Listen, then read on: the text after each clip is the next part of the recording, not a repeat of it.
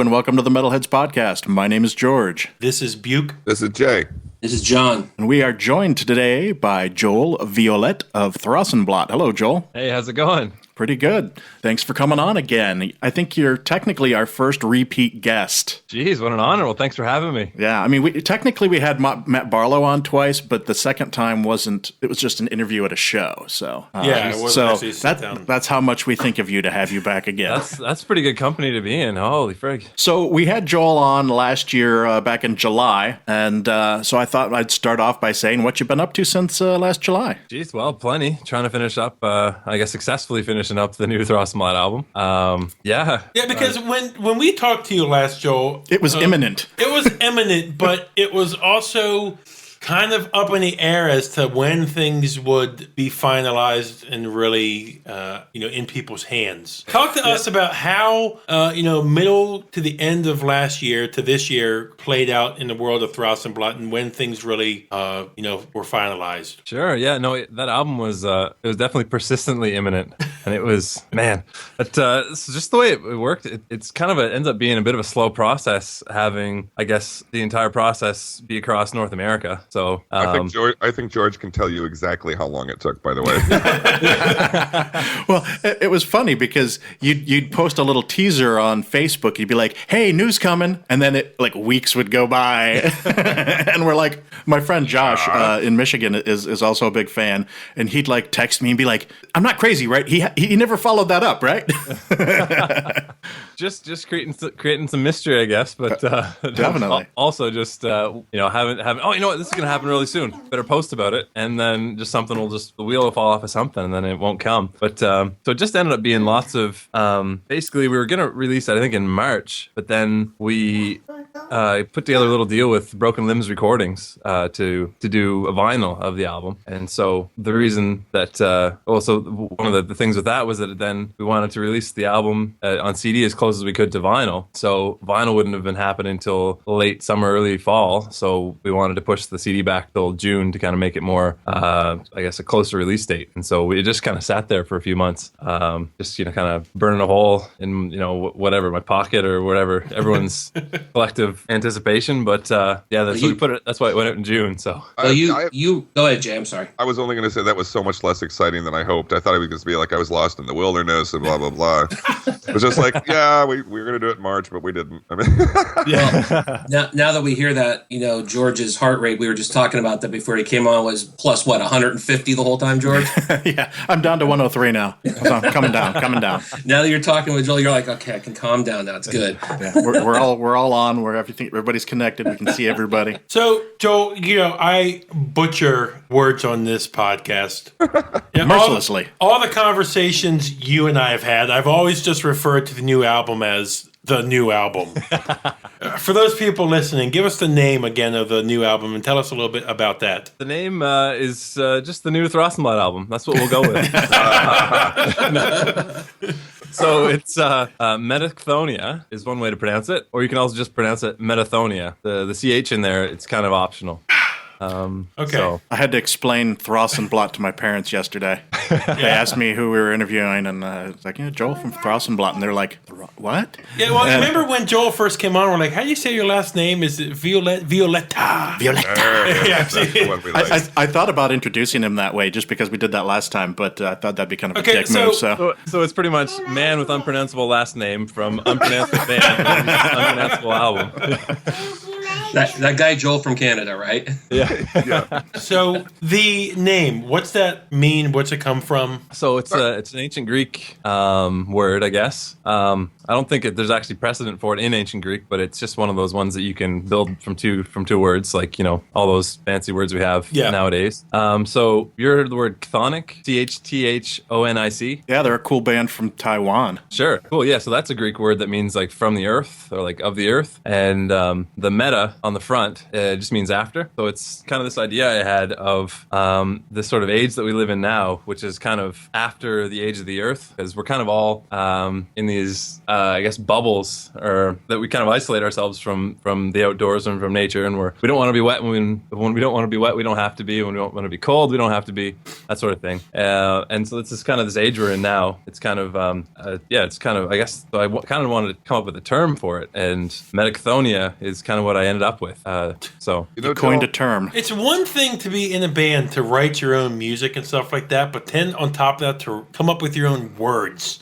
Adding to the English language. Yeah, adding to the English language. You know, we did that with Buke. Yeah, Buke does that every day. Yeah, most people who do that are teeny boppers texting or me. Twerkers. Like, what was the term I said when I loved an album before? It was a word I used. Oh, I yeah. can't remember. There's been so many. Yeah. Well, there was one too about George. That George was a big influence on you, but you used a word wrong. I can't remember what it was.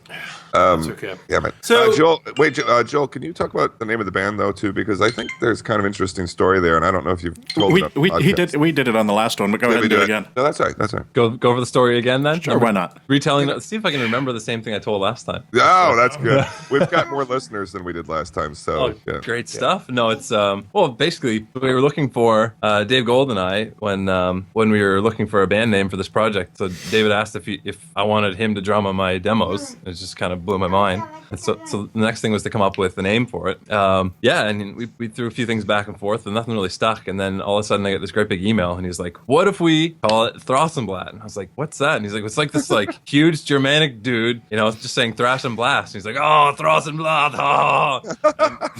That's so good. That's so perfect. I love that story. Yeah, it's a good story. Okay, so let's get back to Metathonia. See, Metathonia. There we I go. know. See, I knew. I practice all the time. So I wanted to know when it came time to write the lyrics for this album, were you having some sort of personal crisis or a spiritual dilemma or perhaps awakening? It's a pretty intense and deep album. All three of those for sure, 100%. Yeah. Well, it's just one of those things.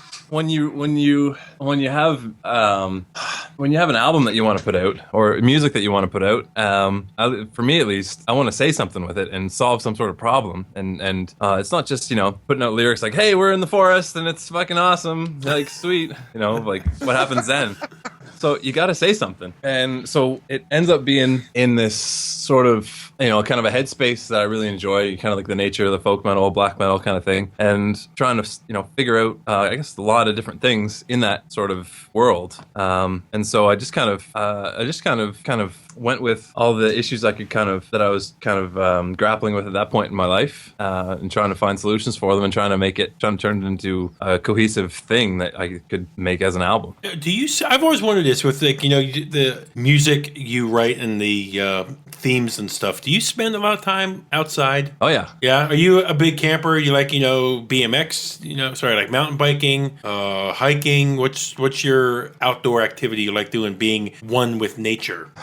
What's your poison? So it's ends up being, I haven't done too much camping recently, but it's mostly lots of hiking, and I like trail running and also cross country skiing in the winter. Pretty much anything being outdoors. And in New Brunswick, it's not difficult to find outdoors to be in. So speaking about being in the outdoors, God, on a sad note, your fellow countrymen and women, that sad Fort McMurray fire. Yeah. Wasn't that just horrific watching that? Oh, it was insane. You Absolutely couldn't believe insane. I How far remember are you? footage. It looked, how we also watch these apocalypse movies, like Day After Tomorrow, wherever it is, something like that, where, they use all these special effects as they're driving down the road and there's flames all around you. I was seeing videos of that happening with families trying to escape this forest fire. It was crazy. Absolutely sad. And I imagine if the new Thrawsunblat wasn't done by then, maybe a song or two would have been about that. It was just tragic watching that. It was insane. I'm sure you guys saw the same footage that I saw. But also what kind of added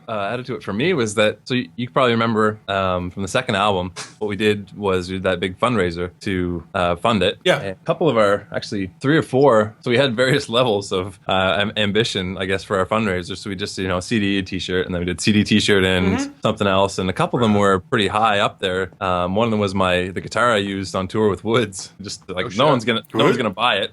Here, But, take my kidney. yeah. Exactly. And so You're talking very casually about something George would actually kill somebody to have. So nobody wants this. Oh, I should probably. Probably invest it. Oh, sorry. What were you gonna say? I was gonna say I should probably pull my Woods shrine into camera so you can see that at some point. I've got like a little shadow box that has a signed copy of second Woods album that David signed, a pink logo bumper sticker that, according to the back of it, he like signed the back of it and said this was like one of a kind. And then I've got the envelope that all this stuff was sent in with his address and everything on there, and the two, and it's all like in this. And it's sealed with a kiss. Yes. Well, anyway, I was just like, yeah, that's the coolest thing ever. But okay, so you were saying about you were saying backers. Yeah, and so now we have a little, even some.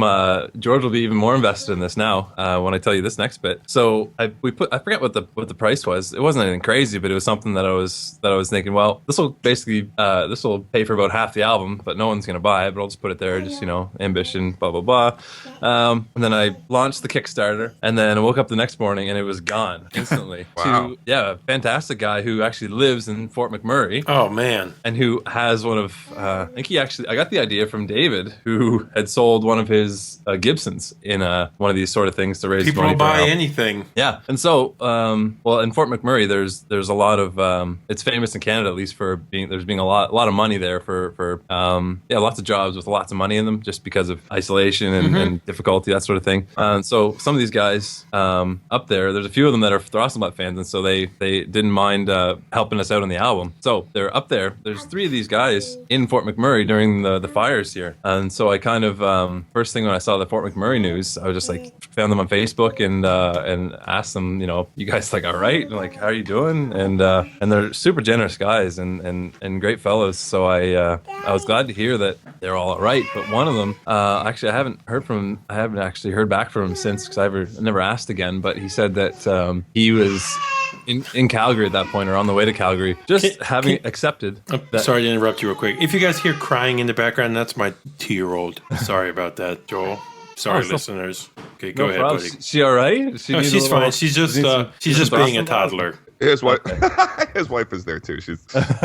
Bill was offering, but nevertheless, you were saying. Oh, anyway, and he said that he already accepted that his house might get burnt down. Jeez, that's something to accept. But that he was safe and his family was safe. How about the guitar? Yeah, and so anyway, so when I was mentioning this stuff to this guy, I mentioned one of the titles of the new album is called "Fires That Light the Earth." I hope this like I wrote this before this all happened, just so you know. Oh yeah, just so you know, I'm not trying to dig at you here, Yeah.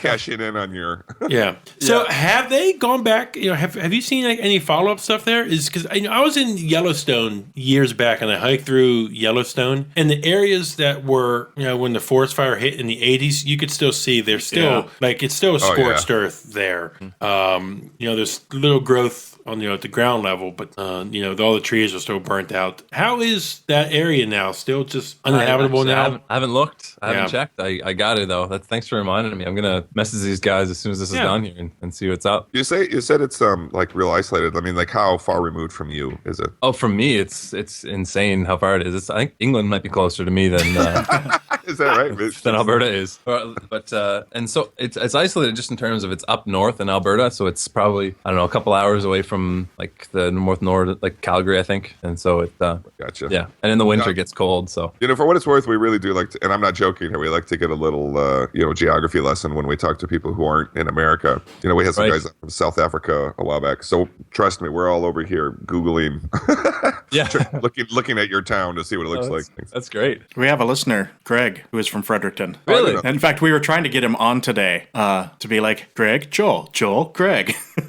Greg is his name? Yeah. I think I've met Greg. Yeah, I thought he said you might have gone to like an Oak Ash and Thorn show or something. Yeah, but that's exactly it. Yeah, he's been to a couple. Yeah. Go ahead. You had mentioned it there with that last question.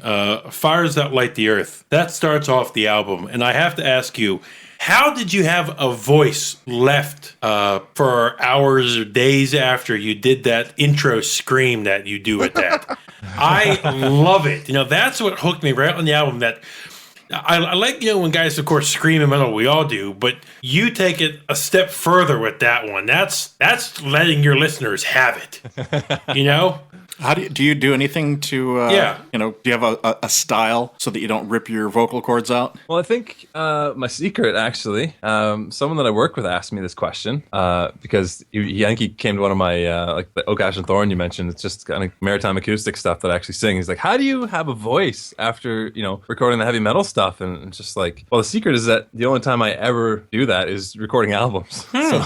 Oh, is that right? So you couldn't throw something out for us now? Just a little... No. No, not right. You'll have to give me a little. I have to get warmed up for it. Okay. Hey George, that was a pretty good Tanji Warrior you just did. That was my Celtic Frost. There it is.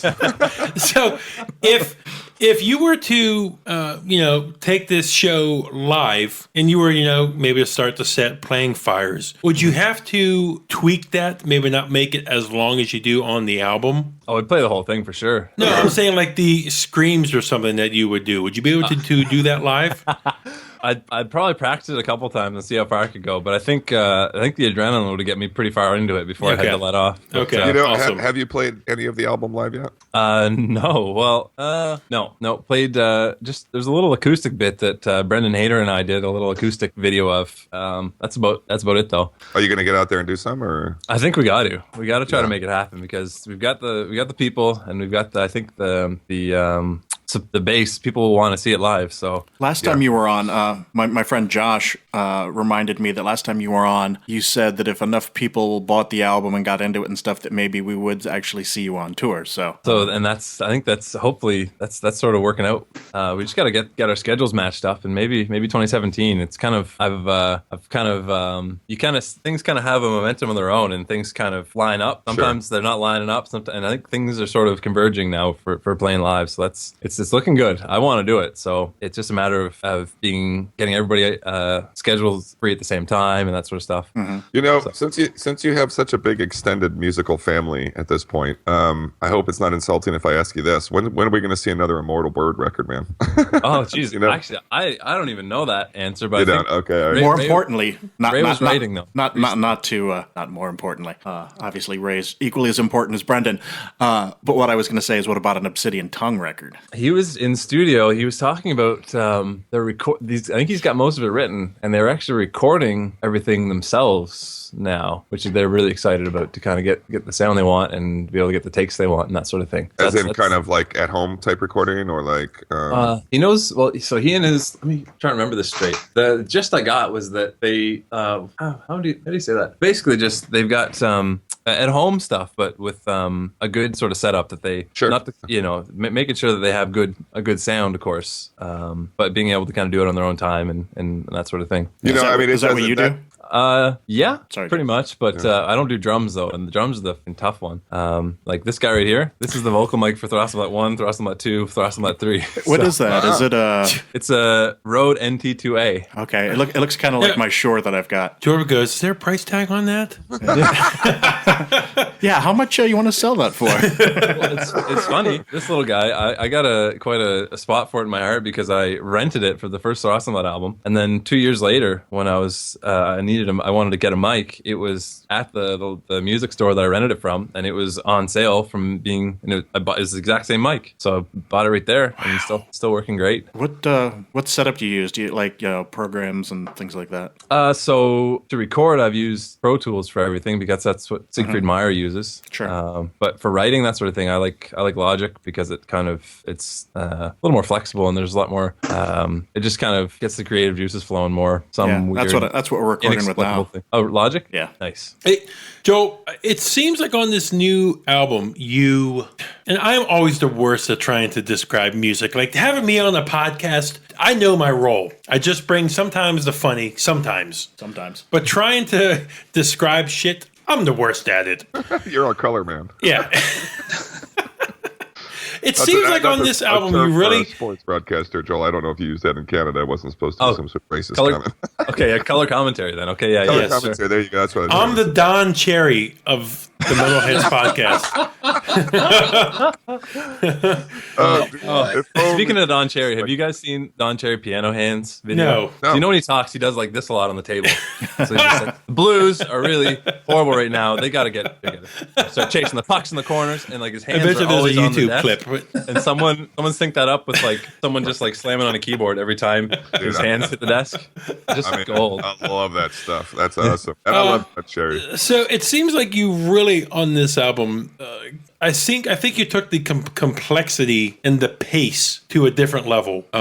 Really showing your, I think, maturity. Writing really. Last album was so immature. No, as an artist here, his. I know you're kidding, but his experience and growth really shine through at this, and that's why. When we did our mid-year list, Joel kept asking me, Buke, what do you think of the album? Because him and I, text back and forth, full disclosure there. But this is not an album that I think on first listen really hits you. Oh no! With all the little bits that it has. I'm hoping you didn't hear our mid-year episode because I kind of geeked out a little bit on the album. It was my number one at the mid-year, by the way. Oh shit! I got to listen to that. And I'm like grasping at straws, trying to explain this album, and they're just laughing at me. That's what I'm trying to do now. It was, I think your album is my number 4, but it's such a complex album. And where I was going with this question is now seeing how it turned out and looking back at the process, did you start to notice things that really maybe came about, Things came about? God, this question got all fucking mixed up. It is.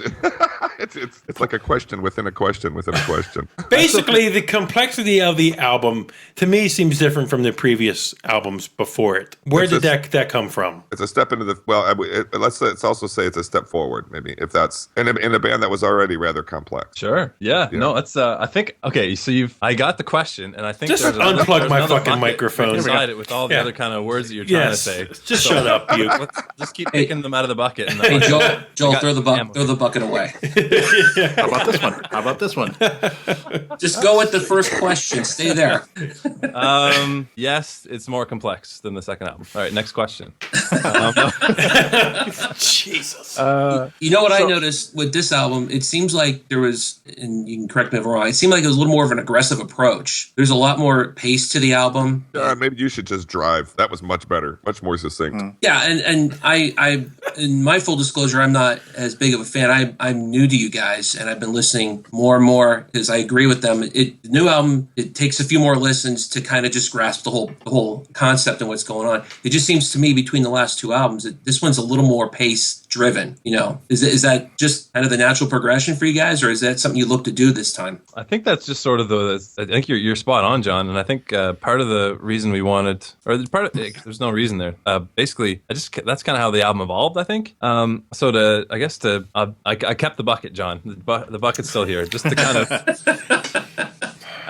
kind of touch on kind of all this stuff. I think that what happened with this album, it just sort of there's definitely more complexity there, and I think it's a product of the goal that I had when writing it, and the goal ended up being. So I did this little tangent here. I did this little post on the Facebook page saying like, "What do you guys think is the most Thrawsunblat song?" Which sort of ends up being another way to say I didn't realize this at the time, but I kind of know this now. Like, what's your favorite Thrawsunblat song? And all the first 5 songs were all of the same structure. I noticed it just kind of struck me that there's Black Sky was one of them, Once Fire Veined, Fastland, View of a Million Trees. So they're all the same structure, which is that they start in one place and then they kind of shift to another place in this for the second half of the song, and they don't return to the first one. Sure. So I guess, well, if those are the songs people like the most, then why don't I try to do an entire album like that, rather than the type of songs which are kind of verse, chorus, verse, bridge, back to the chorus. Yeah. Certainly didn't do that. No, that's that was market research in action.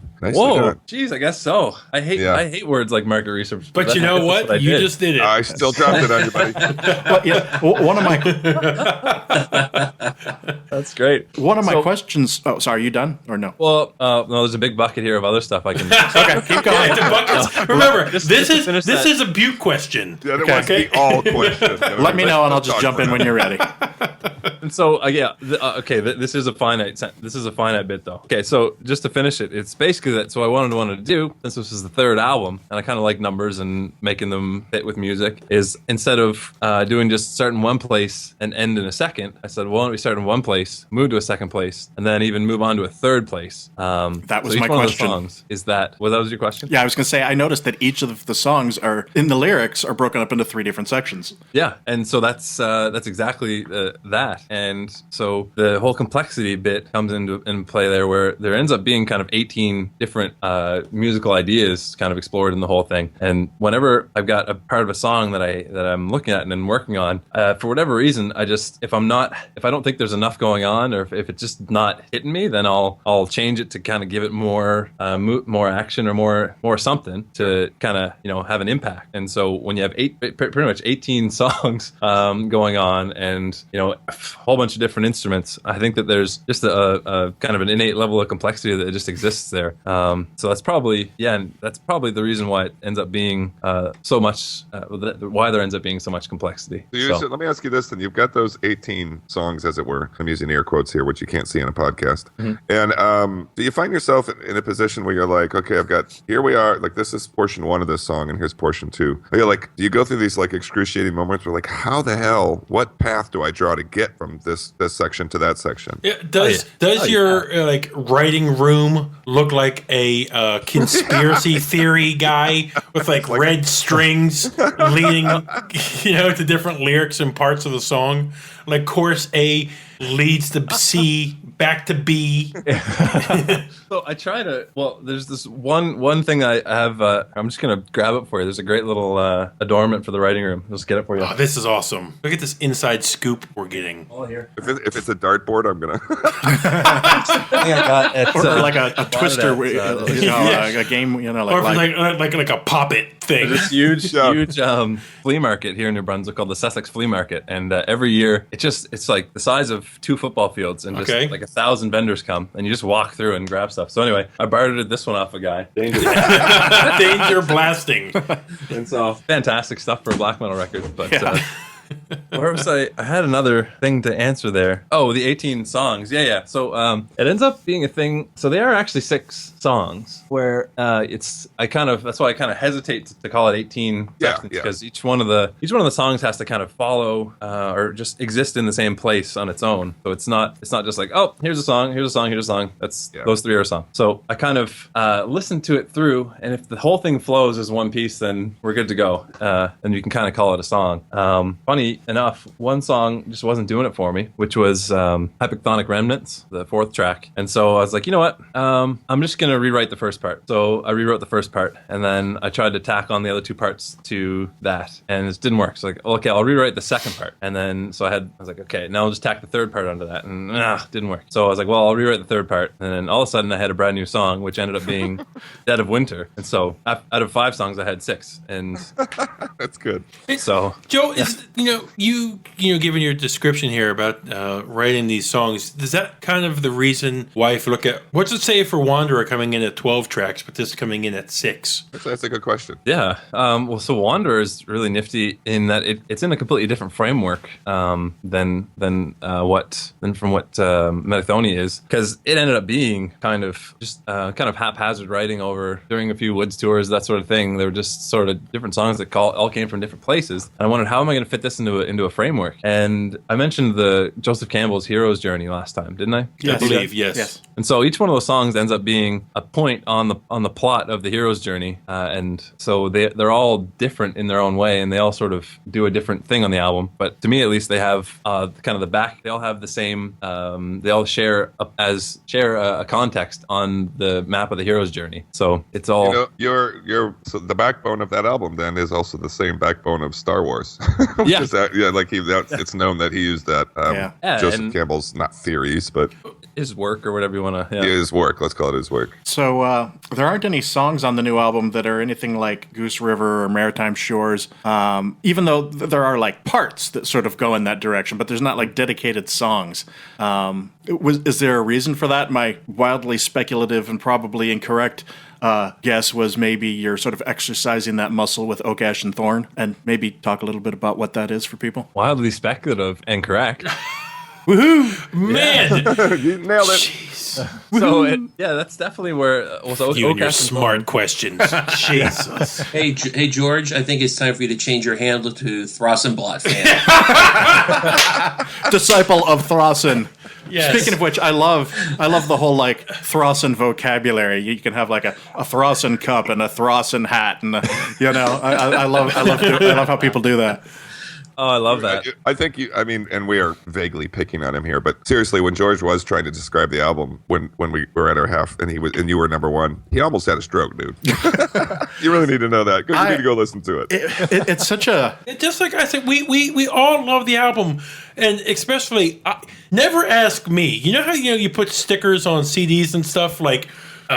Metal Hammer, a quick sentence that's good. Don't even put mine on the fucking website. Mm-hmm. Use George's quotes. Yeah, well, I was having a difficult... like my quote would be like Joel guitar. That would be it. Yeah, I was having a difficult time because like my first couple listens through the album, I just listened. I was like, I didn't want to get bogged down in trying to go through the lyrics. I just wanted a very organic, like put them on, close my eyes, and listen. And it was vastly different going through it with the lyrics because with a lot of extreme metal, we don't really pay attention to a lot of the lyrics because, frankly, a lot of them are dumb. And it's more about the aggression and the rhythmic patterns and the things like that make those songs so cool.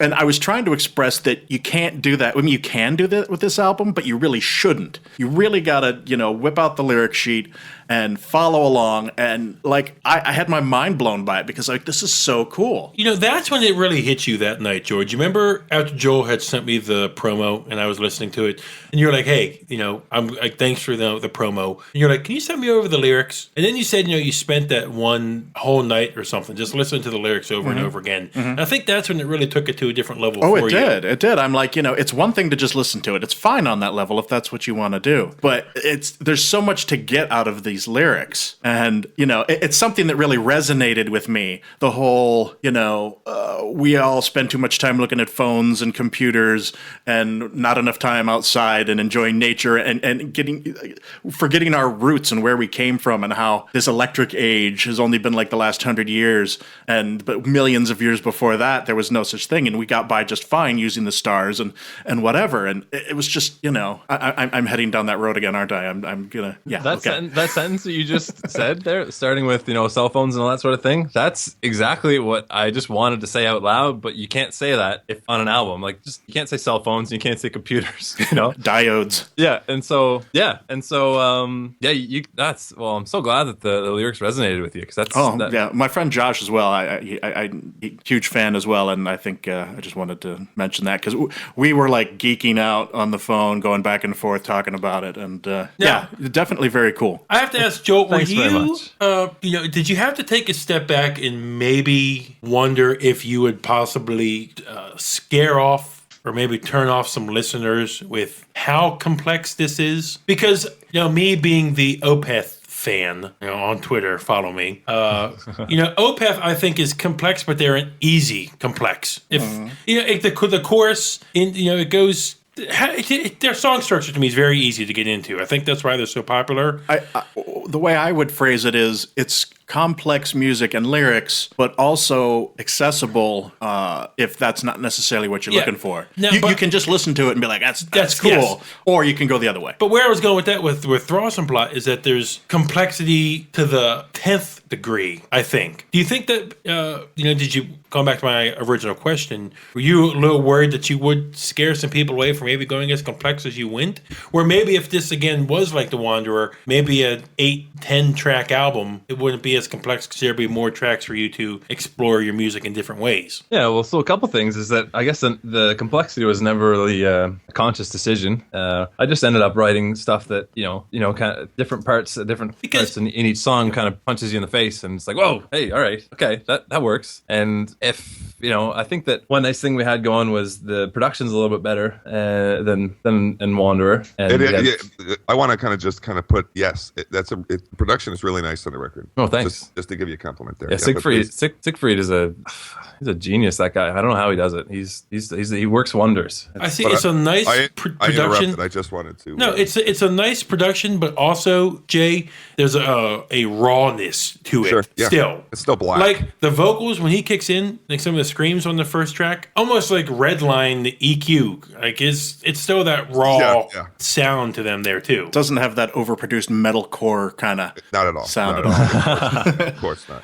Yeah. Well, good. That's good to hear. Yeah. So, and so I guess it didn't really that whole question of whether it would turn people off, etc., didn't really occur to me. And I just wanted to make going with the kind of framework that we made, just trying to make the best album that we can to make the people who helped us put the second album out and who supported us through there to make these people happy with the record too. Market research. We're back to market research. Nicely done. Well, less about getting them to buy it and more about them being satisfied with something they contribute to. Which is really cool. And I think this is just go for it. Go for it, George. I think this is the first album I've seen where the lyrics actually include a glossary to explain some of the words. Did it really? It has that? Well, they're just sort of like at the bottom of the lyrics. They're for like me, for the Bukes of the world. Ah, man, he went even further than I. I'm like, I don't know what that is. What is that? Well, I included a few Latin and Greek words, and that's the only ones that I popped in there. So is the vinyl out, Joel? No, it's not out. It's not out yet. Okay. Is there a date at all yet? Nope, not yet. Okay. Just like last time. Here we go, asking him for stuff. Yep, nope, not out yet, Buke. Nope, At least I'm honest. I'm not like, news about that coming soon. That was just a nice no. It's not. Joel, do you have any guitars that you want to sell? We can really push that vinyl out here for you. You can get that out. You can get that vinyl out pretty quick.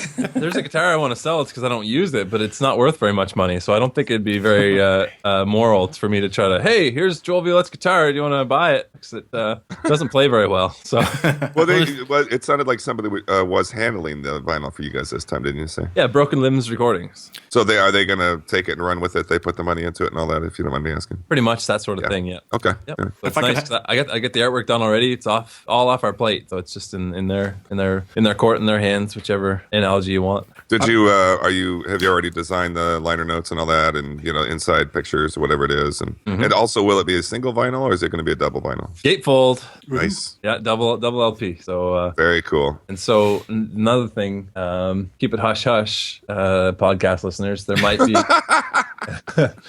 be so it fits perfectly on 3 sides of a vinyl, and there's no vinyl that you can create. You're gonna etch. There's no vinyl you can create with 3 sides on it. So we put a little extra something on the 4th side. Another song? Not new material. Okay, like live? Or... No, it's a cover. George. He just doesn't want to tell us what it is. Okay, that's fine. Yeah, it's not a cover either. Well, it's a cover of one of our own songs. Joel, if I say it's a cover, it's a cover.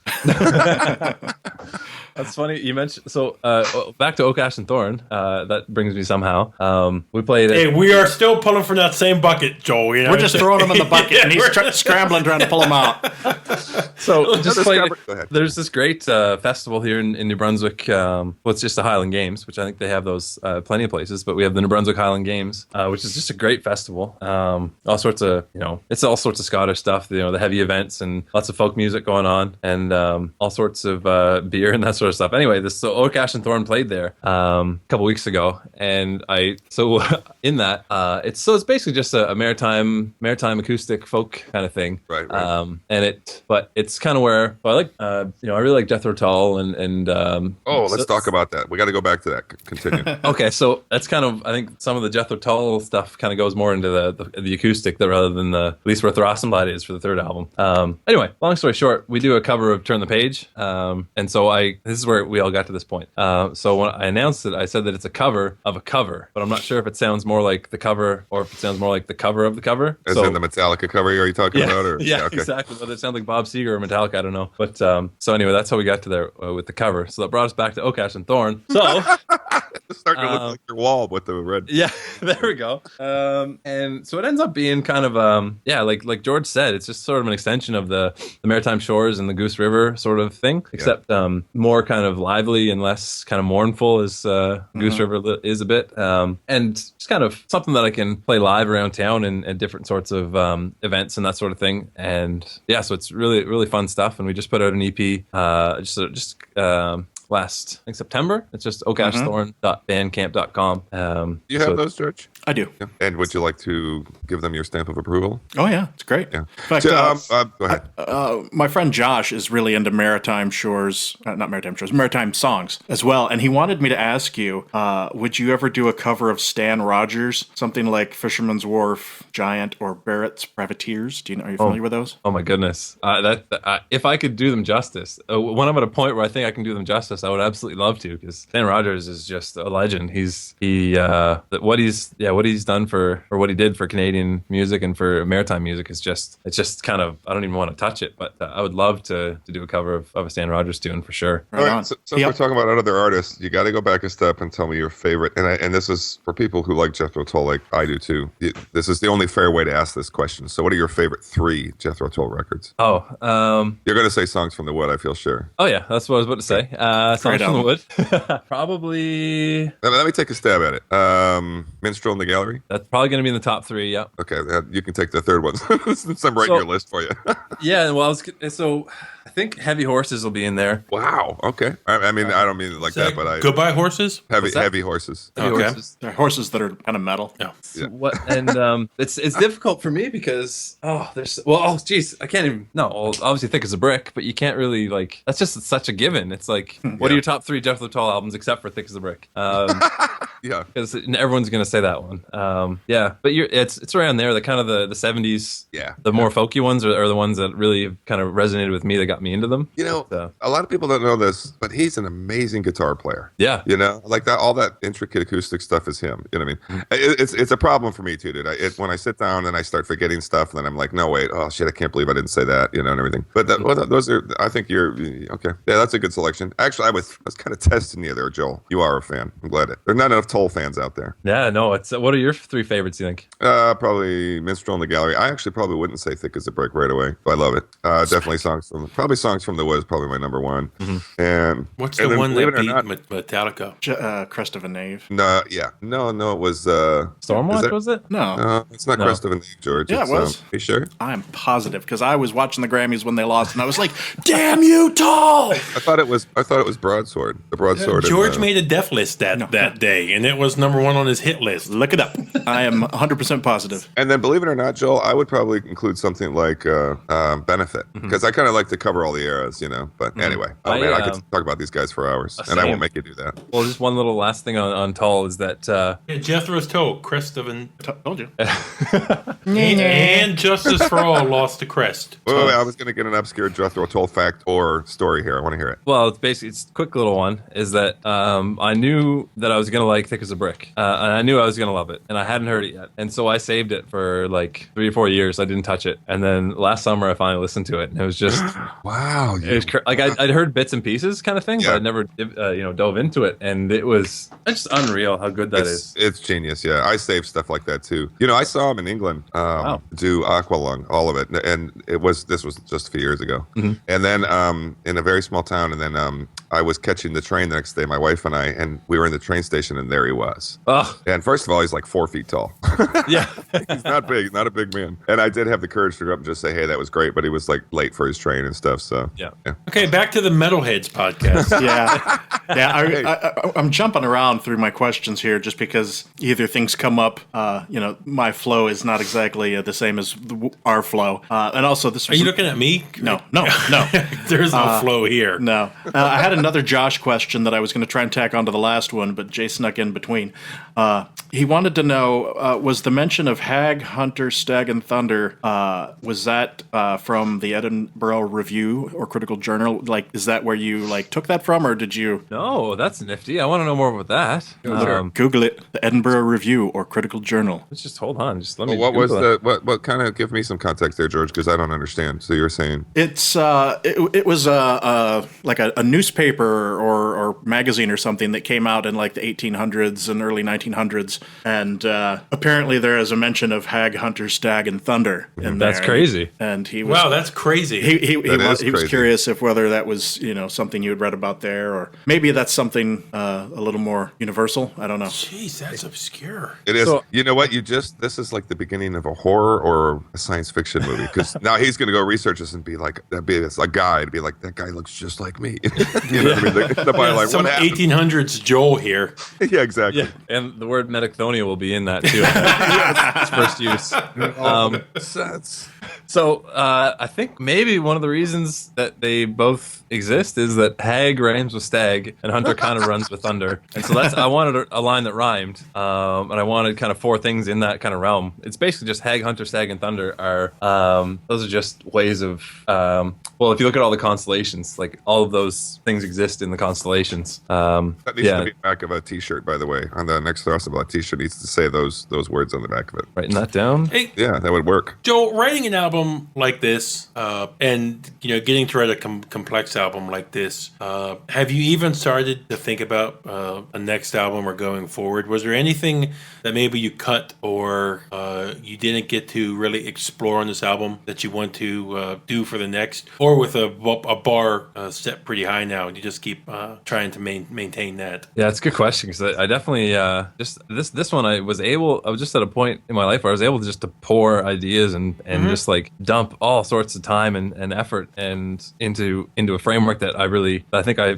managed to set up pretty well, and so it has a lot of stuff in it, and part of it took like a year and a half to figure out what the album was going to even be about, and it's only then that the album started coming together, and so right now I'm in the same point for Thrawsunblat IV. I don't quite know what it's going to be about. I have a lot of ideas that are of course different because they're different of course because the ones for the Thrawsunblat III exists as its own kind of thing, and anything near it kind of got done there. Okay. And so I want to move on to another thing, of course, because Thrawsunblat II and III are quite different.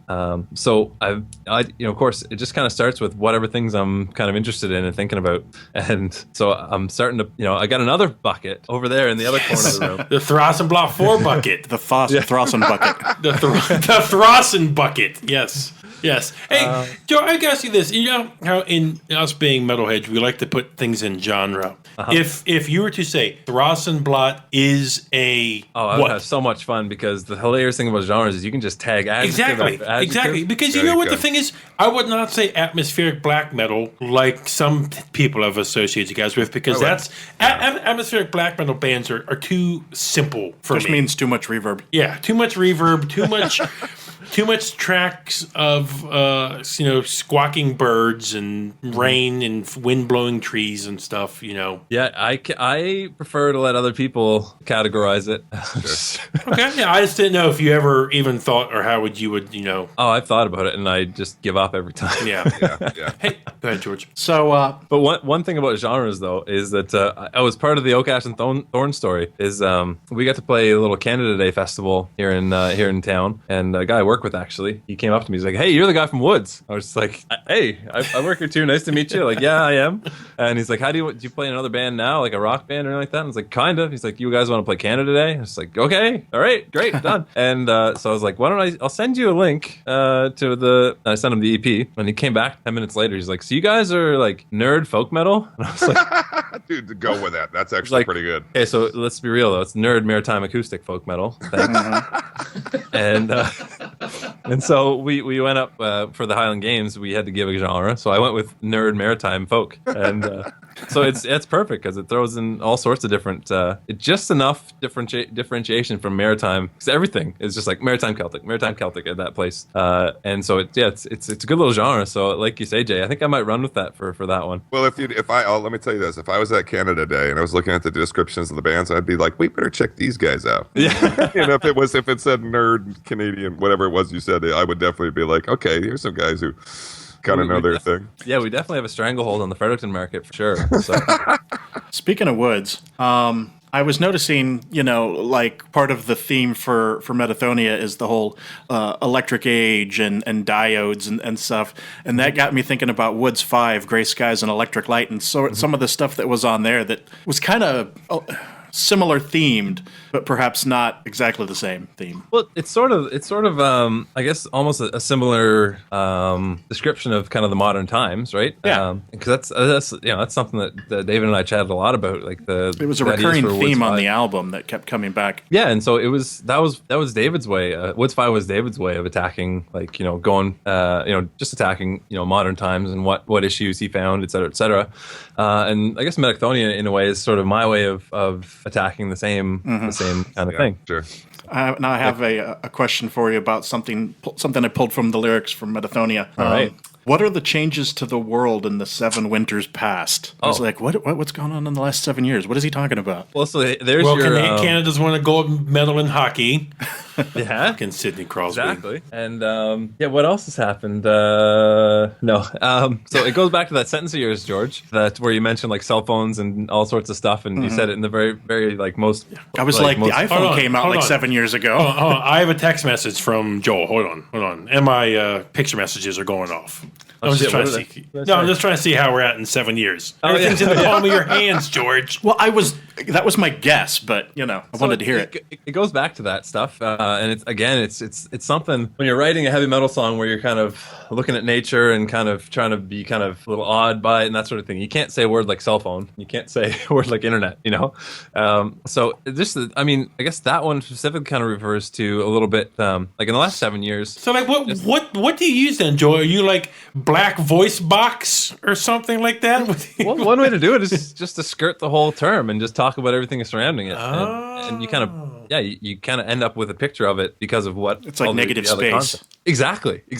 Yeah. And so just in the last 7 years, you can look at just the change in how everybody communicates, like, or even just the change in sort of like all the kind of security issues that exist with all of our like the internet and all our devices and that sort of stuff. Like that's things you didn't have to worry about 7 years ago, and it's only getting kind of you can only imagine how in 7 years from now these same sorts of issues are going to be even more poignant and even more I don't know. That's just one example that just kind of have technology and our sort of agreement to be a part of the new way that social media is happening, etc. It's kind of getting more and more kind of who knows what it's going to be like in 7 years. So just kind of watch it, The lyrics to Thrawsunblat 6 will blow your fucking mind.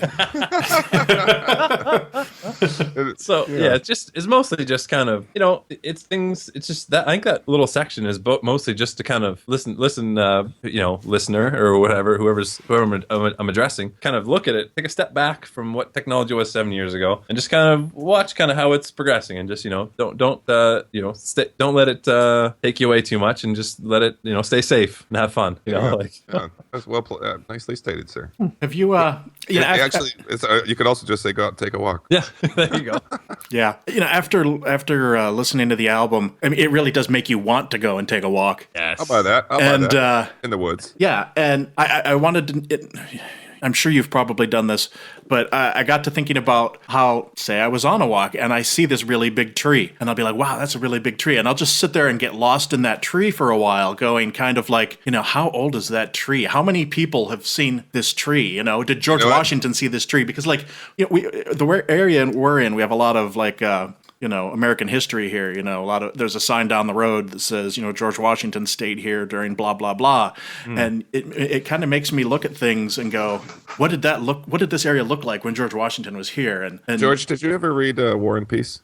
God, no. Because that tree scene is in there. Is it really? One of the characters stops and ponders a tree in that fashion. Oh, wow. Yeah, you should read it. It's a great book. It's just long. Not to class this. I didn't mean to class the place up for a minute there. Yeah. I mean, believe me, I'm sure I would probably like it, but that's a long book. But yeah, you just wrote part of it, so nicely done. Yeah, All well right, done. then. Take that, Tolstoy. All right. Well, does anybody else have any other questions? I have one more question before we roll into the show.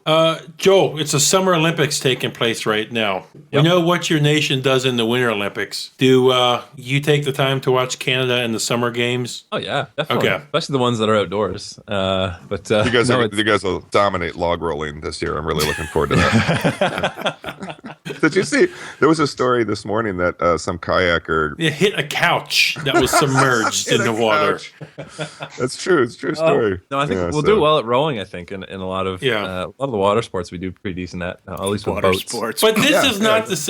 Is this the same as the Winter Games when everybody's sitting around watching like the hockey games and the curling? No, it's a little bit different. But my favorite, I mean, obviously I'll watch hockey as a Canadian, but cross country skiing is a really fun one to watch. That's a pretty medal. It's a pretty medal. I like the biathlon. Yeah, you go for a long skiing and way and then shooting. stop and shoot something. Yeah, Yep. There you go. So it's Is it that one? That's the one you're talking about where they stop and shoot targets? that's the biathlon. Yeah. Biathlon. Excuse me. Yeah. I'm just looking forward to rugby sevens. That's what I'm looking forward What to. is that? I saw. What is rugby sevens? Explain that. Okay, normal rugby. I don't know how many exact guys are on the field. I think maybe 12 or 14, but Okay. 15, I just 15. But rugby sevens is just 7 guys on the side. Oh. So it really opens the field up. Really Yeah, I saw- easy to understand. Really easy just to jump in. I saw your post about that, and I was It's freaking amazing. okay. All right. So, everybody, again, please, before we roll into the podcast, go out. Obviously, we don't need to tell people this because the support on Bandcamp has been amazing. Look at all the people who've purchased it. But go out, buy the new Thrawsunblat album if you haven't heard us raving about it enough. We love it. Well, there's some. You're right, Buke. They're getting support and all that kind of thing. But there are people probably listening to the show that don't know this is a band with a history, and this is one of those bands that you can go and when you get that first record or whichever one you get first, then you could be like, holy shit, there's 3 more of these to get. Yep. So hey, Joel, I just woke up to an alert the other day that the new album was available on Spotify. Was that a purposeful delay on your part, or that's just kind of how it played out? A little bit of both. I mean, we Okay. kind of wanted to Force people's hands. I like that. Yeah, we're real shrewd business folk over here. No streaming for you. And no, it's mostly one of those things that just kind of got so busy, and then like Ray was like, "Hey, you gonna put that on Spotify and iTunes?" I was like, "Yeah, I'll do it today." And it's like a week later, it's like, "Hey, did you put it up on?" Spotify? And I was just like, "Oh yeah, frick, so I'll just do that right now." And I went to a coffee shop, and I just happened to be doing that day. Anybody watch Trailer Park Boys? A little Oh bit. God, yes, big fan. Barb Leahy was sitting at a table beside me while I was uploading. oh wow, cool. iTunes. Is that filmed up there by you? It's probably about 3-4 hours away in Nova Scotia in Halifax. Yeah. I was going to ask you that question, but I didn't want to be the dumbass American. Hey, do you watch Trailer Park Boys? So good. But I'm a total. I got my dad addicted to it. 75-year-old man just sitting there laughing all the time. When I went to school in the States for a couple of years, and that's when I was there is actually when I started watching the Trailer Park Boys, and it was great. It was a taste of home, and I was listening to all sorts of people with New York accents talking about sausages and baseball and that sort of thing. And There's then it's nothing better than a Canadian guy doing an American accent. Yeah, I love it. Terrible. and then It was really bad. and then you're listening to like Ricky, like, "Holy shit, boys, you fucking assholes! What are you doing?" And, like, and so it's just a taste of home. It's great. I've never been more excited to see somebody get shot on that show, and within 2 seconds later, they're shooting somebody else, and it's like nothing ever happened. Yeah. A gunfight breaks out in Nova Scotia like every 3 minutes. Okay, George, do we want to roll into the pod? Yeah, so Joel is kind enough to stick around for the rest of the show, so we can just keep right on rolling. So the bucket's not empty yet, listeners. All right, so I was at the gym the other day, and they have what? Yeah, I know you wouldn't think so, but I was. I was just there to watch the TV, honestly, because they have like 10 TVs up on the wall there, right? So I'm on the on the treadmill watching the TV, and I go in at about the same time every day, and so you see sort of the same shows up there. And one of the ones they play every day is Married with Children, and I glance over at it because it's interesting. And they played this episode where Anthrax was on, and I was like, "What? Anthrax is on Married with Children?" And they like won some contest where Anthrax would come over to their house and play a show, and it was just a show for the 2 kids. And like Anthrax was like bored and like breaking things, and it was kind of cool. I had no idea that back in like 1992 or something like that they were on this show, and I thought that was kind of cool. I didn't know that. Hey, and also, Joe, it goes without saying, anytime you want to jump in, say anything, please just jump in. Just be like, that's bullshit, It could or only whatever. it could only improve the show. Yes. Believe me, you.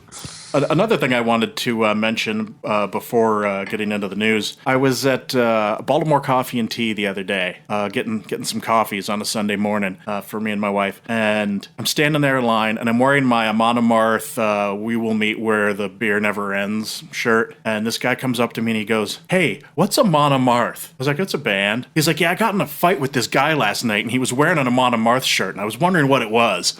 And I was like, "Okay then." I was like, "Yeah, it's like a Viking metal band kind of thing." And he's like, "Oh, cool. I might have to check that out." I'm like, "All right, have a nice day." I wish I hadn't beat that guy up. That sounds like I would have liked Yeah, that might have been pretty cool. That's a great. How did you get into that band story? Beat up a guy wearing the shirt.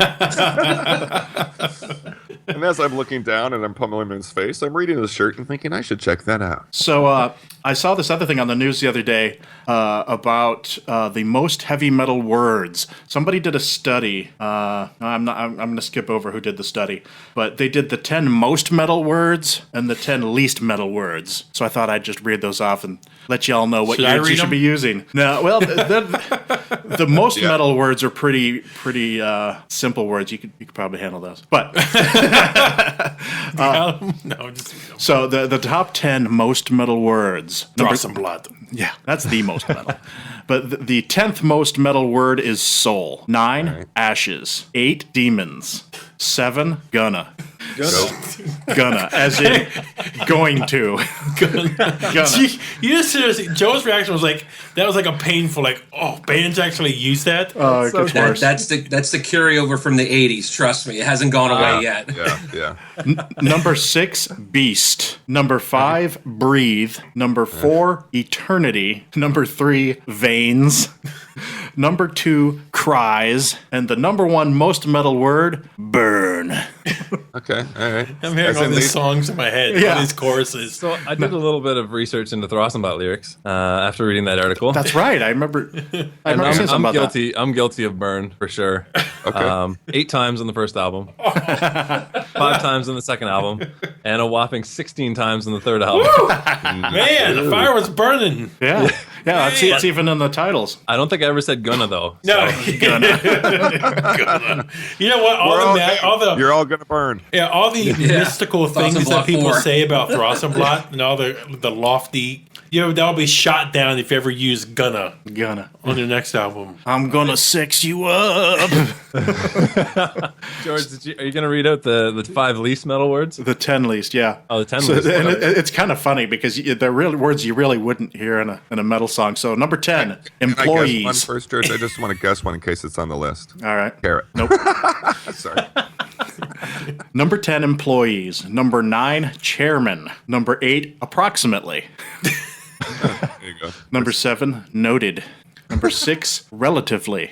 These are all like college words. Speaking of which, number 5 is university. I like how we have two guys here who both write music, almost on a daily basis, and you're like, yeah, we're not using any of these. He's going to be like, I'm going to make you start using these words because they're rare words. In This is metal. 100% challenge accepted sort of material.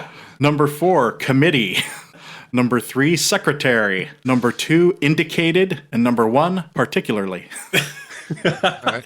You know, I it's feel like interesting I that could, one. Yeah, go I ahead. could do particularly easily. Well, one was Definitely. particularly, and the other one was something else that was sort of vague, and I think that was sort of implied, like something was almost something, and I think it's because in the metal world everything is pretty much an absolute. You know what I mean? What was the other? There was another word like particularly there. Yeah, never you're not gonna hear that. particularly evil. You're evil. Yeah, particularly exactly. All right, why don't we move on to the news?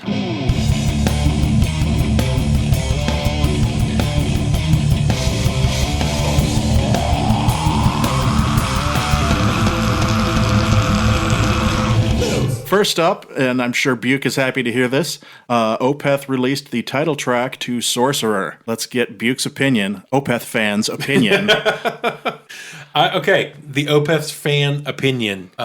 Since after Watershed, their albums, the first single they released didn't hit me. It didn't, I didn't like it first listen. From Heritage? From Heritage, from Pale Communion. It didn't hook me. This one, first listen, first play, hooked me. I loved it right away. I was hearing a lot of people didn't like that intro, the little keyboard diddly stuff. Yeah. I fucking loved it. Now, I brought up the point, who knows, and I think I've seen the track listing. I don't remember where this track is. It's about 2/3 of the way through, I think. Even better. No, Sorceress, I think, is the second song on the album. That's what I meant. Even better, because we don't know how the first track ends. Right. If the first track ends and this is how it's a great lead-in, even better. Yeah, that's why I reserve judgment until I hear the rest of the album. But this is just such a heavy, proggy song. It's definitely heavier than the last two albums. I will give it that. Oh, yeah. I love it. I like this sort of raspy vocal he's using kind of at the chorus. To me, it sounds like the song, just the sort of stylistically, when it's in the sort of major verse chorus part.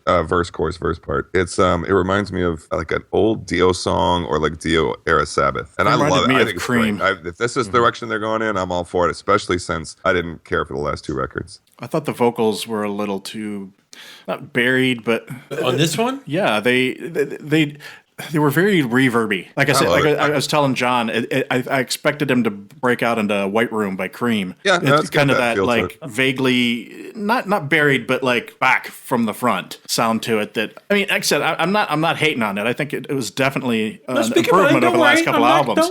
I can take.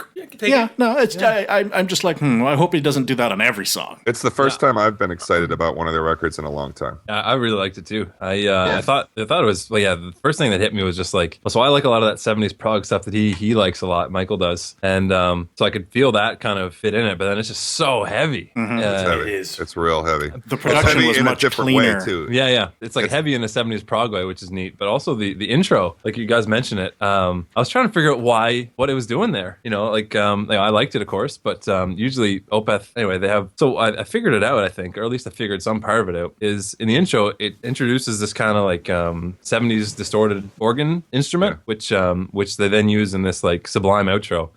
So maybe part of it is introducing that instrument, but which is kind of neat. But is that the same instrument they used on Watershed, John? I don't know. That starts with an M. Mellotron. The Mellotron. I don't think so. Okay. I think he's using something else there. So my favorite part about that intro, though, is I think what it does really well is it's this kind of great riff against which that chug riff kind of is introduced, because it just kind of starts just like chugging. And you're just like, what's going on? And then like the drums bashing, and it all resolves into this really nifty. Couldn't have said it better myself, dude. It's that super fuzzy, not super fuzzy, but they they kind of maxed out that keyboard sound or whatever to make it kind of give it a slightly distorted feel. And then when everything else comes in and the bass kind of takes the place of it, it's good. It's good. I'm real excited for this record. Yeah.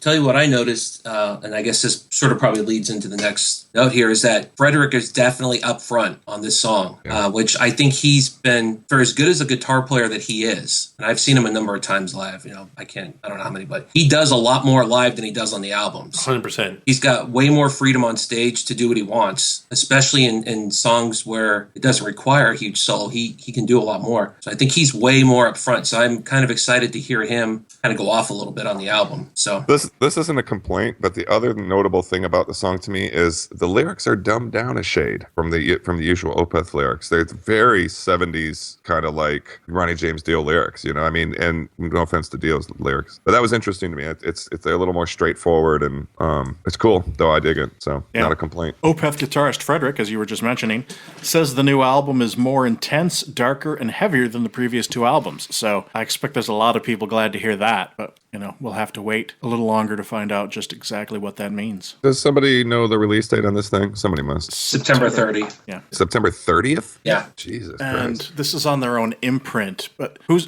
the good for them. Who's the parent company? Is that Nuclear Blast? Nuclear Blast. Yeah, we'll get a promo then. Yeah. We'll probably get it in the next couple of weeks. So cool. Opeth also announced a limited edition pink vinyl to benefit Gilda's Club in New York City, which is of course Gilda Radner. I was wondering if it was. Benefits cancer. Yep. So well, it doesn't benefit cancer. No, it doesn't benefit cancer. It's not like, hey, Yeah, I'm on your side, cancer. Exactly. Benefits cancer research and everything. And that's a home where people affected by cancer, children and, adults can stay and their families can stay with them. Like a Ronald McDonald House type of thing. Yep. So I did my part in order to copy. Yeah, so did I. Got one too. I will. Is it a limited? It's limited. Better It's get on limited, it now. Yeah, I'll get on. So a I'll cool get on thing it. about, that I found interesting about all of this is, the Opeth fan that I am, it was cool to see social media with so much Opeth talk. Yeah. Still with a band that's changed their sound so much. My feed when they released this was all Opeth. So it's cool to see a band that's really not metal anymore, at least in the studio sense, still garnering so much talk from metalheads. Yeah. I think they really kind of got to hit one out of the park with this album. Otherwise, people are really going to kind of write them off. I don't think so. We'll wander away. Yeah. Their It's like a live third shows are strike. still predominantly metal. When you go, their live shows are still predominantly It is. metal. Yeah, but So- I don't know. We'll see. Hopefully, it's not an issue. But again, it was just like the point I brought up in the past real quick is that Opeth now has themselves in a weird spot because you have fans like John and I, who know the old Opeth like, you and Jay do. But could you imagine finding Opeth for the first time, liking the sound that they have, and then you go back to like Orchid or My Arms, and you're like, you wouldn't even think this is the same band. Yeah. Yeah, well, that's actually one of the things that I really like about Opeth, and really kind of obviously their music's incredible, but there's so many different facets. Like they always move into a different place. They never true. kind of Yeah. If you wanted, which I would, I'm sure, if you wanted Still Life and My Arms Are Hearse again, that'd be great, but it's already there. You've already got that album. Yep. Yeah. And so it's kind of neat that they're like, for all the things that Michael Ackerfeld could do musically, he's doing them all, which is great to see. Like, you wouldn't want him to get stuck in doing My Arms Are Hearse 10 times. Hey, No, you John, wouldn't. I got an Yeah. interesting question. I actually heard this brought up kind of in a roundabout way on the Nine Circles podcast the other day. To satisfy the fans, I personally don't want Opeth saying, okay, the outcry is so loud, we're going to give you another Still No. Life, another Blackwater Park again. And they Because couldn't it would do it be, anyway. They it would couldn't do be, it anyway. I think, maybe half-assed. Probably. Yep. They'd I have to want fake them it. playing what they want to play right now. Me too. Mike has already said I can't do the death growls live. I don't want. We're bored by that. I want them to play what they want to as a band. That's very kind like, of you. Yeah, well, sorry, I didn't mean to interrupt you there, George. We interrupted you plenty. At least I did. So go right ahead. Well, it's like this thing where, like, musically, I trust Michael Ackerfeld, and so Yes. it's like he's like the curator or something like that. And so when there's new Opeth, I just put it on and I just like, where is he going to take me? And I trust that it's going to be somewhere interesting. It might not be what I expect, and it might take me 10 or 15 listens to even get where we are here. But I trust him to do something interesting musically, and I think he's got such a good taste in music and riffs and stuff like that it always ends up some sort of quality, whether it's what you want or it's something different. But it's neat. He's You a know, guy who not has a- worn Jethro Tull shirts at live shows before too. I was going to make a point about something vaguely like that, Buke, which is not only is that's a good point, Joel, but also he's one of these musicians that has gotten a lot of his fans into the bands he's into. You know what I mean? Like there's not a lot of bands that happens with. Like I was Like he's like a point. Blue Cheer fan. Well, let me put it this way. Like, believe me, I love the Misfits, but if Metallica hadn't been wearing Misfits T-shirts in the '80s, they would not be what they are now. I'm telling you. And it's a little more intellectual with Michael, but there are bands I've checked out because of him. Definitely, Linda Perhacs, and I don't like Camel, but I checked Camel out because of him because I knew he was a crazy Camel fan. They're why I love Camel. Yeah, I just didn't first work four for me. albums. First four albums. After that, though, No, the Camel you Gets speak weird of. after that. Camel Lights. yeah, Well, I think the first cover is the cigarette package, I think, or something like it, isn't it? Probably. the movement, one of the albums for sure. Yeah. Um, Anywho, yeah. but that's that is because he's so passionate about music and he has such good taste that people check out what he's listening to. I've checked out a lot of bands because of him. Another obvious one would be Porcupine Tree. That a lot of Opeth fans wouldn't know anything about that band if it wasn't for him. Opeth still to me is I still mark it on my calendar. It's a holy day for me What's that? when a The new album Opeth comes out. album comes Okay. out. Gotcha. Well, if you're one of those people that miss the old Opeth sound, you can check out the new Ancients album, Voice of the Void, which is going to be out October 14th. It's their second album. You can currently stream the opening track, Following the Voice. These guys are really cool. If you have not heard these guys, Got their shirt at Death Fest last year. it's Ancients with two eyes, as I was explaining to Jay the other day. They were at Death Fest, Buke? No, I got their shirt 2 years ago. Oh, okay. And yeah, it's really cool, kind of proggy, a little. It still has that like sort of death feel to it, but yeah, it's good stuff. So I've been waiting for them to come out with something new for the last couple of years, and finally are. So check that out. A new piece of news that is not on the rest of you guys' scripts that we just added a few minutes ago. We just heard recently that Maryland Death Fest next year is not going to include the Edison lot, which is basically the point of going. When we go to Death Fest, we only go to the Edison lot because it's the big outdoor day where all the big bands play. Well, also there's the parking lot party will not be as easy to do in the other places, will it? No, There won't not be at an all. outdoor It's pretty parking much lot party. non-existent. There is no parking lot party. It's now a parking garage party or a hotel party if you wanted to. Yeah, you're Yeah. not going to be able to just stand around and drink beer outside and like, you know. And you're gonna be rubbing asses with everybody in a small venue, basically. Packed. Like when I talked to Dan last year when Dragged in the Sunlight played, just fucking people on top of people. That's just going to the way it's going to be all day now. So Yep. it's not going to be the casual affair that it has been the last few years. Yep. So my excitement for going is Low. Way down. Yeah, I mean, We may have to switch our allegiance and find another fest. I may change my mind between now and then, but as of now, I don't intend to go. I'm with Yeah, you. that makes Sad to Not, say. not unless somebody gets announced. That's going to make it worth it for at least one day sitting there just sweating your balls off. And Yeah. because Ram's Head, it's big, but it's configured funny. So Now, it can one be of them small. is getting redesigned before Death Fest. I think Soundstage. And, you it's know, getting a makeover. They're not going to have the valley, the alley. They're of- going to be on an off-site between both. There's going to be like a market, outside somewhere? like an outdoor market of vendors and stuff. Are they gonna? Did you hear if they're gonna rent that power plant area? They hadn't Because They haven't announced what they're going to do, but they have said the vendors are going to be back. For those who didn't read the press release from them, they said that this is an attempt to get back to their roots, to it's because they didn't Stop sell enough losing money. tickets To last stop time. That's losing what it money. is. Because I will admit, last year the parking lot was not how it was the first year we went, George. I thought there were more people there. You think so? In the parking lot? Yeah. I didn't think so. But Last 2 when years the bands ago, were playing, 2 years ago, it was like you and me in the parking lot, and occasionally the Nine Circles guys. And the no, I'm talking about in the actual Edison lot. Oh no, it It was didn't look like the crowd was. it was about the same, I thought. But they probably lost money last year too. So Yep. So Well, they were upfront about that. One of the announcements said this makes more financial sense for us or something like that. And In they other were words, quick we to lost say, money. too, that this does not have anything to do with the California or the Netherlands Death Fest. They are their own separate budgets and all that stuff. So yeah. Yeah, yeah. I can guarantee you one thing right now: you will not be getting into venue like you got into the parking lot in 2 seconds. no. Yeah. Getting into You are Ram's not Head is walking in an with beers absolute in your nightmare. parking lot and everything like that. Yeah, no more smuggling Yeah, beer. yeah. Anyway, We hardly knew ye. yeah. So Coroner is actually working on a new album for release in 2017, and I'm pretty excited about this. I'm a big Coroner fan, and obviously it's been quite a while since we've seen anything from them. If you're impatient, they're getting ready to release an album called Autopsy on September 23rd, which it's sort of a box set kind of thing. It has a documentary about the band, some live recordings, interviews, and like a best of compilation. I don't know that that's going to interest me all that much, but I am definitely looking forward to the new album. I'd like to see the documentary at least. So hopefully that'll get up on YouTube or something. Yeah, that would be interesting. I don't know any other Coroner fans. Crickets? Not really. Crickets? No. Okay then. There's a new Charred Walls of the Damned coming on September 23rd called Creatures Watching Over the Dead. I know we've been wondering what the hell can't I think of his name?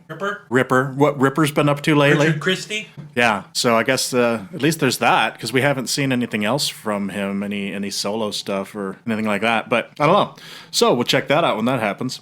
Asphyx is also getting ready to release a new album, Incoming Death, on September 30th. I guess since what's his name's not in.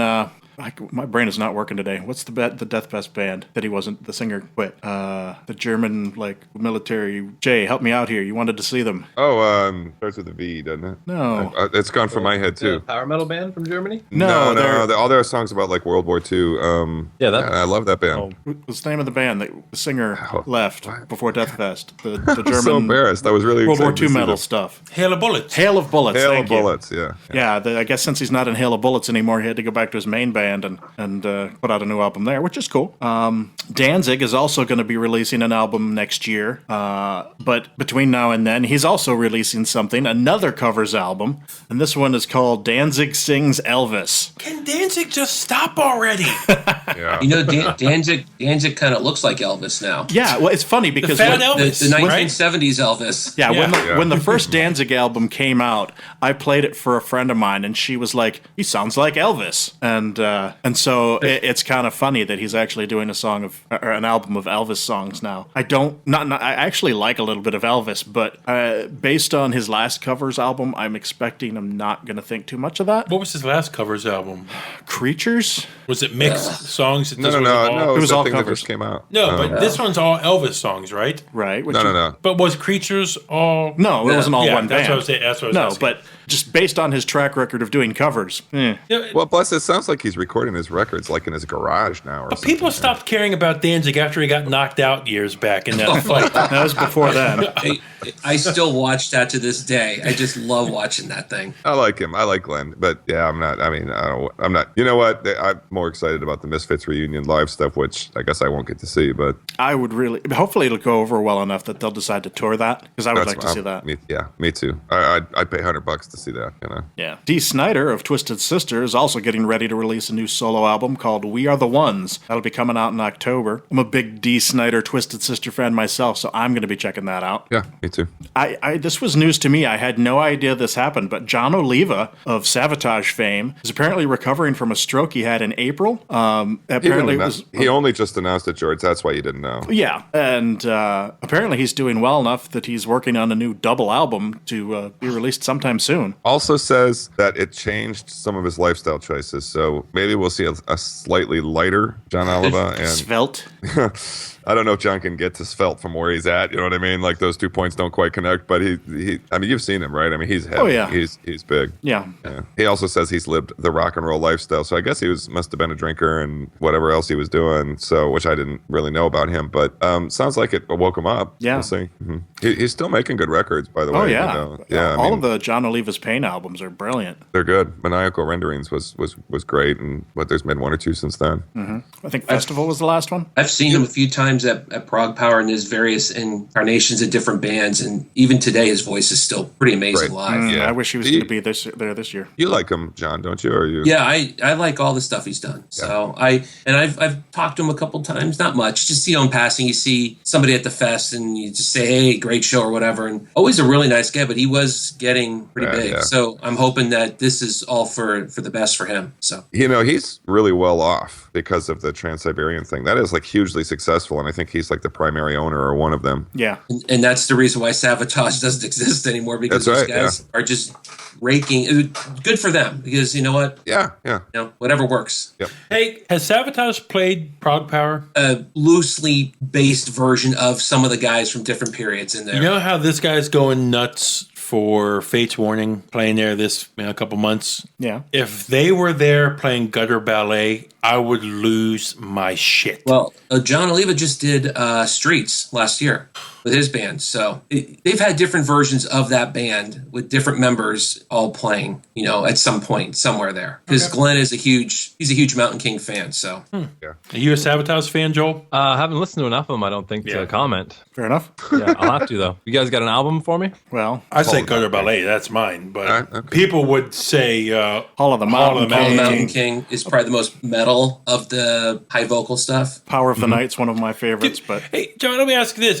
We know what your vocal stylings are. Do you indulge in power metal or, higher pitched stuff? That's you, Joel, not John. Oh, I That's thought you, he was Joel. asking John. No, you, Yeah, Joel. yeah. Oh, I know John and I. That's why he's White Cluster and I'm the Opeth fan. Him and I.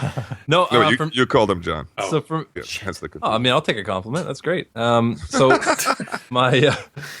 to answer your question for that, so well, the answer, quick answer is no. But to take a few things out of the bucket, I did a little vocal, what's the word? Cameo, I guess, on a band called Catu Vulcus from Quebec. I don't know if you've heard of them. They're a black metal band who just broke up last year. And they asked me to do vocals on one of their tracks, which is pretty fun. And so the vocals he sent me in his demo were kind of higher. And I was like, I was just trying to reproduce them a little bit to kind of get the feel for him. I sent him back to him. He's like, we were hoping you'd do like your kind of Thrawsunblat thing. Yeah, and the I was thing like, you do. Yeah, we want you. And so I was like, oh, yeah, I do have a thing, don't I? So then I did it. The plan was to do it there anyway. But so since then, it's been neat. Well, that was actually kind of neat to realize that I did have a thing. So I kind of stick around there. And actually, in Fires to Light the Earth, there are a few notes there that kind of get up into almost power metal range. But I think I managed to keep the same kind of vocal timbre, so you don't really notice. But what do you like, or have you ever listened to power metal? Oh, for sure. Yeah. Okay, Yeah. I'm saying like a Blind Guardian. Do you like I love, that? Okay, love them. Yeah, for sure. They do a lot of nifty things. And like, I've really never had a chance to ask somebody who does the style you do if they like something on the other far extreme. So I think I like all sorts of music, and like there's obviously some power metal that's pretty cheesy and like Dream Evil, which I love. Oh, skip. No, can't listen to this. But they're obviously the bands that do things well. It's just like a band like Blind Guardian, man. So like I don't know how they do it, because every riff, like they do these things where like you can have a song structure like verse, chorus, verse, pre-chorus, chorus even, and like kind of three ideas that kind of lead into one another, and you can repeat. So they've got in some of these songs, it's like riff 1, riff 2, riff 3, riff 4, riff 5, riff 6, and they all kind of lead into one another, and then they repeat them. It's like these like I don't know how they do it. They just melody after melody that all kind of flow seamlessly and just create and then just build up into this crazy kind of monumental thing. Yep. I was listening. I swim, and when I swim, I listen to music, and I have like a waterproof iPod, and I put a Blind Guardian thing on there the other day, and I was like blown away by the structure of. I almost had a tear in my eye from this song called "Carry the Blessed Home." You know that song? It's off of Twist and the Myth, and it does exactly what you're talking about. Somehow it builds and builds and builds, and it has like you say, like a bridge, and then the chorus. I mean, it's just really something. Yeah. They're really talented songwriters, man. I think it's because they just really take their time too. Obviously, yeah. I mean, Definitely. the records don't come out very often, and they're great writers. Have any of you guys seen them live? I have. I have. Yeah, I saw one. Yeah, I've never had a chance to. He doesn't. We were talking about this on a recent episode. He doesn't really hit the high notes. At least he didn't when I saw him. Mm-hmm. Yeah, the singer. But they were great live. I saw him on the Twist of the Myth tour. And it was really good. Yeah, I saw them when they did the album after that. Which one was that? Night at the Opera. No, the one after. After that. After Blood that. something. I thought The Mirror. Mirror something. Yeah. Oh, frig, why can't I remember? No, because it's not that great. That record's wasn't that big a deal. How many guys does it take to fucking? Point of what I was saying was that I saw them in Montreal, and it was like 3,000 people, just like on their feet, just like all singing at once, and it was singing every word. insane. Hey Joel, have you ever made a heavy Montreal? Yeah, I was there the very first one. How is it? I know it's grown pretty big. Because we're a little homeless on festivals right now. We need a new festival. So I didn't get there. I wasn't there. I haven't been there recently, but the very first one was a pretty incredible experience. Just in terms of the amount of people there, in terms of the bands that played, like Typo Negative. I saw fucking Typo Negative before. Crazy. Yeah. Bands. Now Yeah. Montreal's own despised icon is like fucking kings of that place now.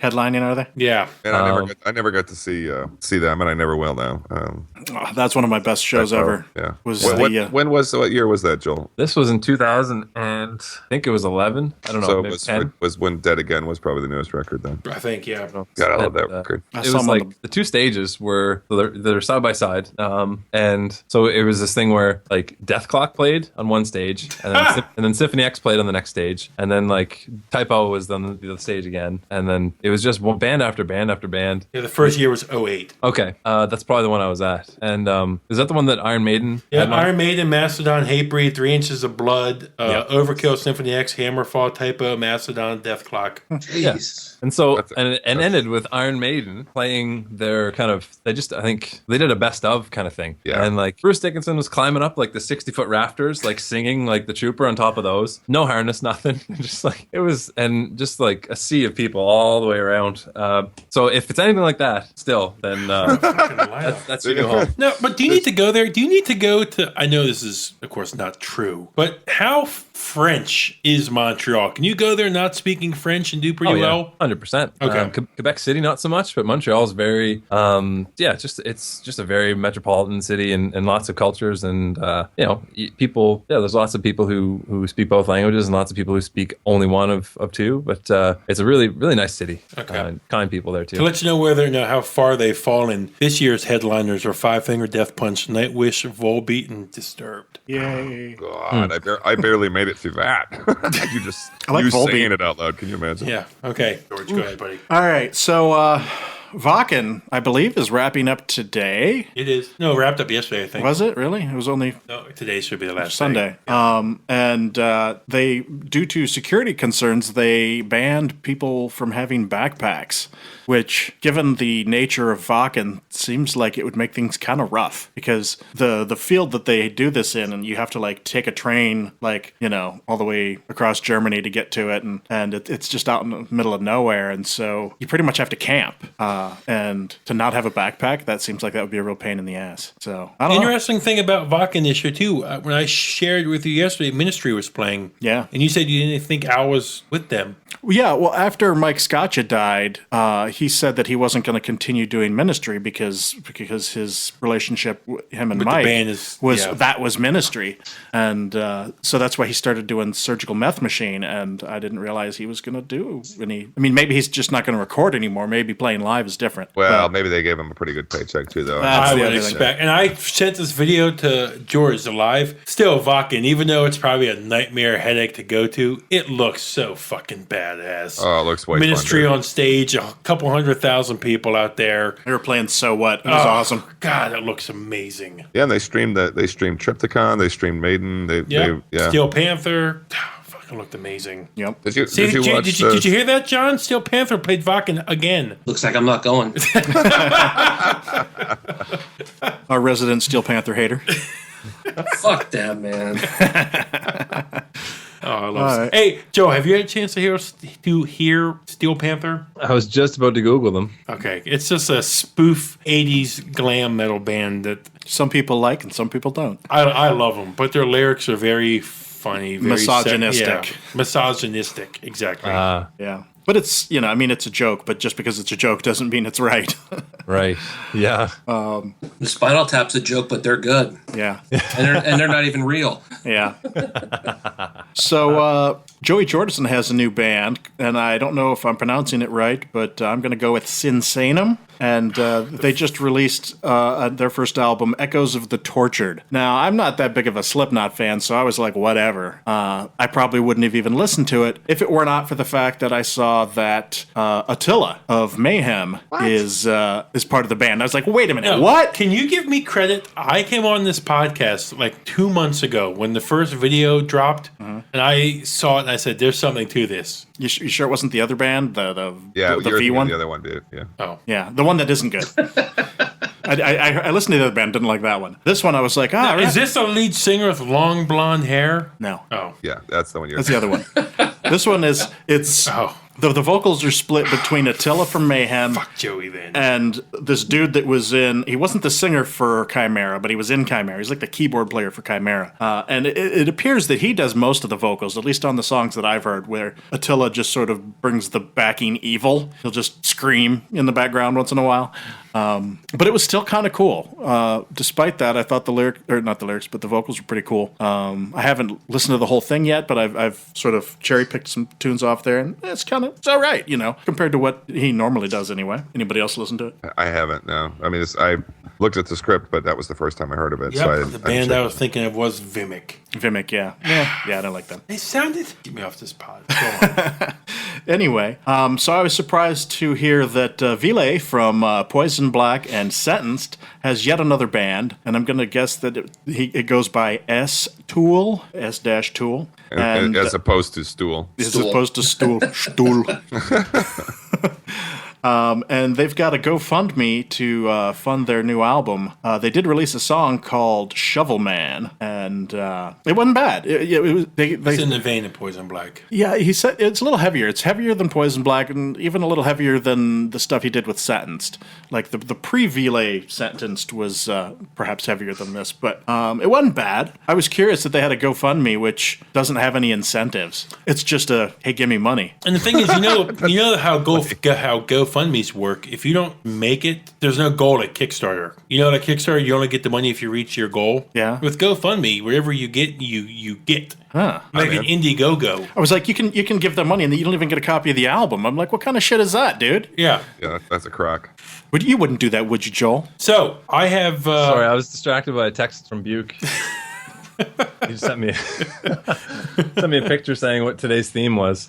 The Mr. Bucket. Mr. Bucket. That's so good. So I've reached out to Billy and I've been talking with him about getting him on the pod. Shut up. Yep. You kidding? I'm 100%. That's why I was asking for my email yesterday. You know I have to. Sorry, Joel. If Billy joins. You know fine. I'd have to tell him the story. The story. Yeah. My- Can I tell you, George's greatest concert moment? In Flames is playing. Sentenced is opening for them. Joel, have you ever heard Sentenced? Oh yeah. Okay, yeah, we love Sentenced here, George and I. Sentenced is playing their first and only U.S. tour. It's a packed house. But nobody knows who they are. Nobody knows who Sentenced is. Even Buke had only just heard them. I was With the second song or so, I'm like, man, George is probably loving this. I look over and like a young, 8-year-old, looking up at Hulk Hogan for the first time or something. George has tears in his eyes, streaming down his face. It was like George was seeing the second coming. And you know the Sistine Chapel with the God and Adam and the reaching out. I did that because I wasn't upright on the stage. I was probably 4 or 5 people back from the stage, and Vile's singing, and he's he's doing the middle George fist is singing thing. along, and I'm like, I'm singing along, and he, everybody else is standing there with their arms at their sides, and so he sees me, and he's reaching out to me, and I'm reaching out to him, and he's singing to me, and I was just like, I'd be so gay for you. That's our greatest concert moments. Still. Yeah, that was probably one of the best. So, if you're a fan of Sentenced or Poison Black, go give him some money. Yeah. Help him out. He's not going to give you anything in return, but Hey, Joel, what do you think about these bands doing crowdfunding for albums? Well, we did crowdfunding for the second album. Yep, so you certainly did. It's an interesting framework because it's not a model that ever existed before the internet. It's it's something that I think if it's done right, it can really help bands. But I guess you have to just decide how each band handles it. If it's a band's just all right, 20 grand, and then you can come chat with us for a day. It's that's a little much maybe. But Joe, the one issue I have is you're already, I know still, I'm no disrespect in this comment. You guys are still a small band. I mean no disrespect. Even though you've seen success, I think it would be wrong for you to do one for Thrawsunblat 4. why? Or 5. No, in the sense that they've already done it. So That's because if it's between doing a Kickstarter and not having an album or not using a label, I don't see any reason not to.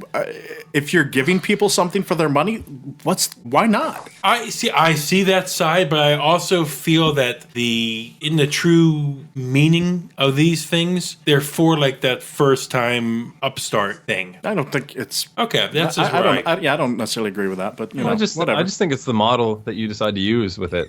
If you use it as sort of a another way to do a pre-order, then That's great. a good way. Okay. Yeah, that's the way I look at it. But if it's here, $10,000 and we'll come and we'll do a half-hour Skype chat with you, and crazy shit like that. Whoa! Are we paying? For Yeah, this? yeah, we can't afford that, dude. We're paying Joel that much? Jesus. You guys got to talk to Buke, but no. I'm just kidding. No, I think if it's just a neat, different sort of platform that you can use to get the exchange between here's music and here's money to support the music kind of thing. So if it's done right, I think it's definitely a positive thing. But if it's done wrong, then that's where it's shitty. He just told you were wrong, dude. Yeah, he just and that's why I asked the question. I love me. I'm a straight shooter. Give it to me straight. So our last news item is Nick Menz's book Mega Life is coming out in November. That's sort of a poignant, kind of what? Oh, he had that. Obviously, this was in the works before he died. Yeah, I think I remember hearing that. So definitely going to want to check that out. Well, what year did he leave? What was his last record? Countdown to Extinction, maybe. No, it No, had to be no, like no. He Risk was- or Like well past that. maybe the one before that. Was he on Risk? Or maybe it might have been Cryptic Writings. Somewhere around there, I think. Yeah, I know Marty left after Risk. Or wait, yeah, No, Risk yeah, is after all those other ones. yeah, because Risk was the last one with Marty. I don't know. I think Nick left before Marty did. Anywho, I don't remember. moving on to new releases. Which new releases? Yeah, they are. Spend your hard-earned money now. This first one is one that would have slipped by me if not for our listener Greg, who pointed this out to us. This is the band An Abstract Illusion and their album Illuminate the Path. And I listened to this on Bandcamp, and this is one of those cool little surprises where I listen to so much stuff on Bandcamp, and it's not good, you know. And so it's like you pull up a band, you go, oh, it looks neat, let's listen to that. 30 seconds later, you've moved on to something else. And this is one of those bands where you just put on the brake and you go, well, hold on. And you got to go back and you listen to another one, and you're like, wow, this is actually a lot better than I was expecting. What manner of thing is it? It's sort of like a progressive black metal thing. I don't know. What do you think, John? What would you call it? Yeah, they're kind of, a little bit of death, but not traditional death, a progressive death more. Yeah. Okay. Yeah. I'll check it. Yeah, maybe just call them, I don't want to call them extreme metal, but, if you can't come up with a definition for it. Yeah, I mean, tagging things is I sort liked of it. futile I ended up sometimes. buying both but- albums, so. Yeah, I did too. So definitely, that of the releases this week, that's probably the one that I would recommend the most.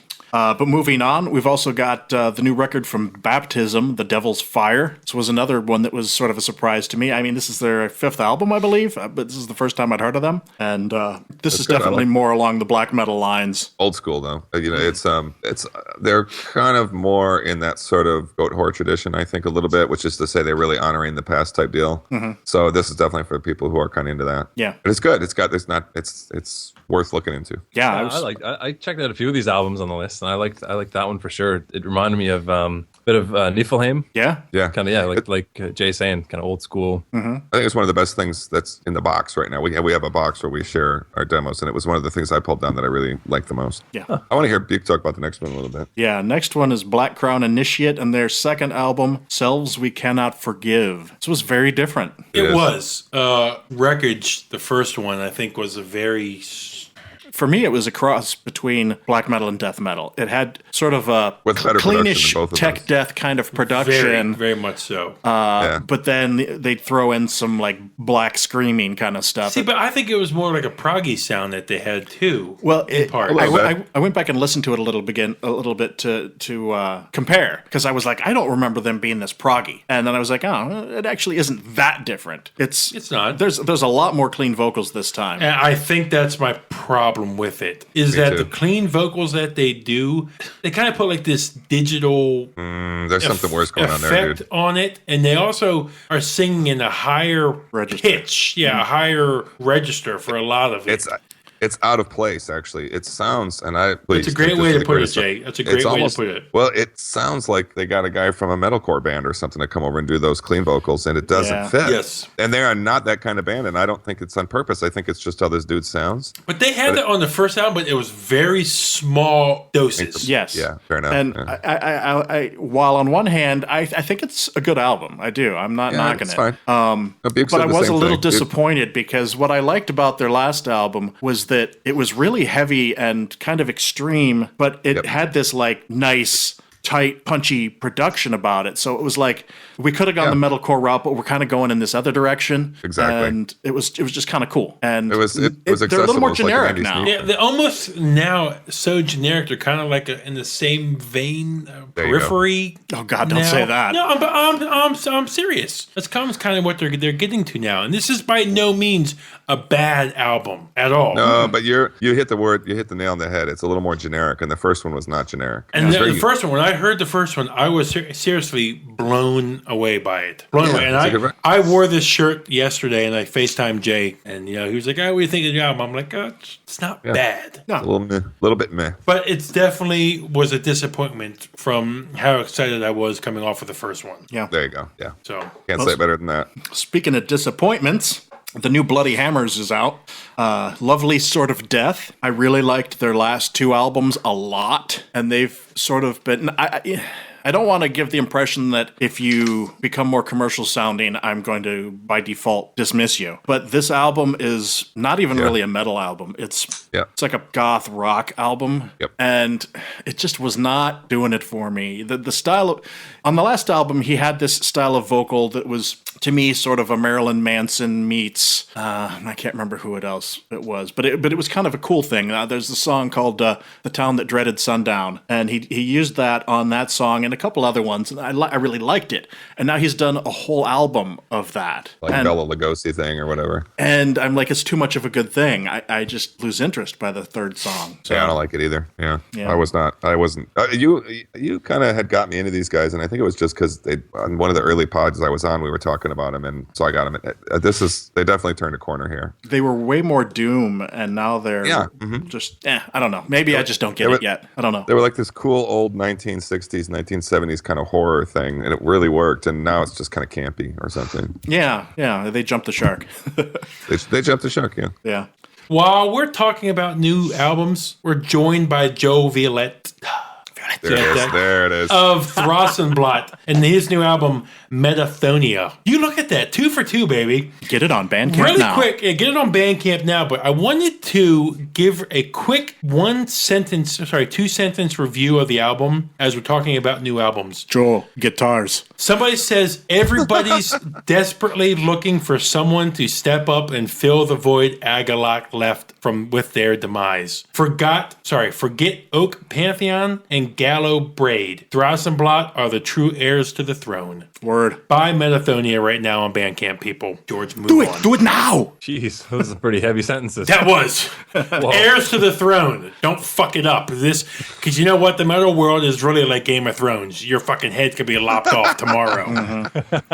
Well, like I said the last time Joel was on, Thrawsunblat filled the void for me that was Woods of Ypres. We know enough already. We know. Forget Agalok. Go listen to Woods and Thrawsunblat now. All right, moving on. Castle released a new album, Welcome to the Graveyard, and I like it. It's I keep getting Castle confused with all these other chick-fronted doom bands. Chick-fronted doom bands that Ruby the Hatchet, Person. Yeah, but this is one of the good ones. But it's just another current trend in music right now. I agree, but it's like a female ghost. That's what they all are. This one's different though because they got a male singer too. Really, I didn't notice that. I guess I didn't listen to it We close didn't enough. listen to it enough. It was an older thing. I was looking at a video of theirs, and hold on. Well, go ahead. No, I was going to change subject. Yeah, well, then by all means. Oh, all right. It's not on the list, but have you guys heard the band Puppy? No. It's totally cashing in on the ghost thing. The music isn't quite like it, but the singer sounds like he wants to be the dude from Ghost, and it's kind of like if Green Day did a Ghost album. I don't know, it's weird. I only heard one song and I did not particularly care for it, and I was outraged by how much it sounded like Ghost. So I don't think I've ever got any of you guys to commit to this, but it's worth your time. You need to check out In Solitude's Sister, a record called Sister. And I swear to God, go with the other band. You could have convinced me that he was actually who the singer from Ghost was, if it wasn't that other dude. And you need to check that record out. What was the other band? The C word that sounded like Ghost that you were really big on, that, and I liked them too. Cretus. Cretus, yeah, they're cool. Well, I hope they continue. I hope they do more records. Yeah, I hope they do a full length. That would be cool. Yeah, me too. I'm kind of hoping that one comes out of vinyl, but I haven't seen anything about them. They kind of came and went, and I don't know if they're going to even a band anymore. To be honest with you, I wonder. Yeah, I still think that was great. It was one of the best records of last year. Definitely. I'm gonna look that up, see if they're still active on Facebook. There he goes. He's got a beer. Oh, look at that! Cheers. Finally joining us. He's done with his coffee. Yeah, done coffee, moved on to some beer. We're good. First off, how do you like your coffee, and what are you drinking beer-wise? Because I've been enjoying a nice Dragon's Milk Bourbon Barrel I saw you Stout. show that in the camera there. It looked good. Yeah, I'm a big beer guy. My coffee, I like it. I like it strong and black as your soul. That's the new Yngwie album, Pretty much. Milking the Dragon. Yeah, so it's Anybody have an AeroPress? No, but I've wanted one. Yep, worth it. Is it really? really fine grind. Okay. And yeah, it's Mike unreal. Hill from Tombs is a big coffee guy, and he's always posting pictures of coffee presses and different roasts and stuff. Coffee's becoming the new beer. Maybe, yeah. But I'm a coffee guy too, so maybe I also have to start posting some coffee photos. Could be material for the 4th album. Who knows? Yeah. Hey, quickly, you said you start posting pictures. Are you on social media for anybody to follow you? Are you on Instagram or the Facebooks or? Facebook.com/Thrawsunblat for sure. I'm not all that active in social media except for the band stuff, just because there's creepers out there. That's could be part of it, mostly just because I don't like being tied to it. But I guess on Twitter I post once in a while. Thrawsunblat at Thrawsunblat. Also at Beware the Joel, but I'm not all that active. Maybe it's because maybe I just got out of it. Maybe it's a bad habit. Maybe you drank your own Kool-Aid. Yeah. Maybe I know he's not into it because I tweet at them, and then like a month later, I'm like, he likes it. I'm like, tweet was like a month ago. Yeah. Yeah. No. Here, just 1 second. Look at that hair. Yeah. I try to make posts that have high quality, and when I can't think of anything good, then I don't. So maybe that's it. Maybe enough. coffee's the new. How about Thrawsunblat coffee, Joel? We'd have to come up with a Thrawsunblat pun for it first. Thrawsun cough. Thrawsun bean. It'd be Thrawsun Kaffe. Thrawsun coffee. Thrawsun roast. Yeah. Okay, George, what's next? All right, so this next one is a band I first heard on Guarbecue last year. They're a band called Dead Earth Politics, and for whatever reason they don't release albums. They've been releasing EPs. Last year they released an EP. This year they just released an EP called The Mobius Hammersmith, and Mobius Hammersmith. That's the most metal name I've ever heard. makes me think of like this vampire dude from Spider-Man and like a Motorhead album. But I don't know how to label the music. It's kind of like a thrash groove kind of thing, but good. I believe they're from Austin, and it's a nice sort of breath of fresh air when I spend most of my time listening to black metal and death metal and things like that. It's a little different, and it's definitely worth checking out. You can find it on Bandcamp. Next new release is a band that we just saw at Maryland Death Fest, and I think they converted just about all of us. It's a band called Denouncement Pyre from Australia. This album is amazing. And the album was called Black Sun Unbound. And they were like the band that opened like the Sunday, I think. They did. And, there weren't that many people around. And we just sort of wandered up with a beer and we were like, hey, what's this? And they just like ripped our faces off. Horrendous did a similar thing on the first day. They're pretty smart about choosing those opening bands. Yeah. So I pre-ordered this on Bandcamp, the vinyl, and it was definitely worth the wait. It's a great album. I'm going to let Buke take this next one. Montreal's own Despised Icon are freaking back with Beast. It's been a while. It has been a while. They're one of those bands, and I don't like it, but they're one of those bands that quits, does farewell tours, does a one-off show, does hype around all those, and then look. We're back again. We're doing an album. We're doing tours. But with all that aside, Despised Icon is back. Is it good? It's Despised Icon. Okay. It's, take that for what it is. It's nothing groundbreaking. It's nothing super special. It's nothing bad. It's like a grind elements, deathcore elements. Deathcore. It's Despised Icon. All right. You know what you're getting into with them. They wear a lot of Expos gear. Do they? Yeah. Yeah. Go Nats.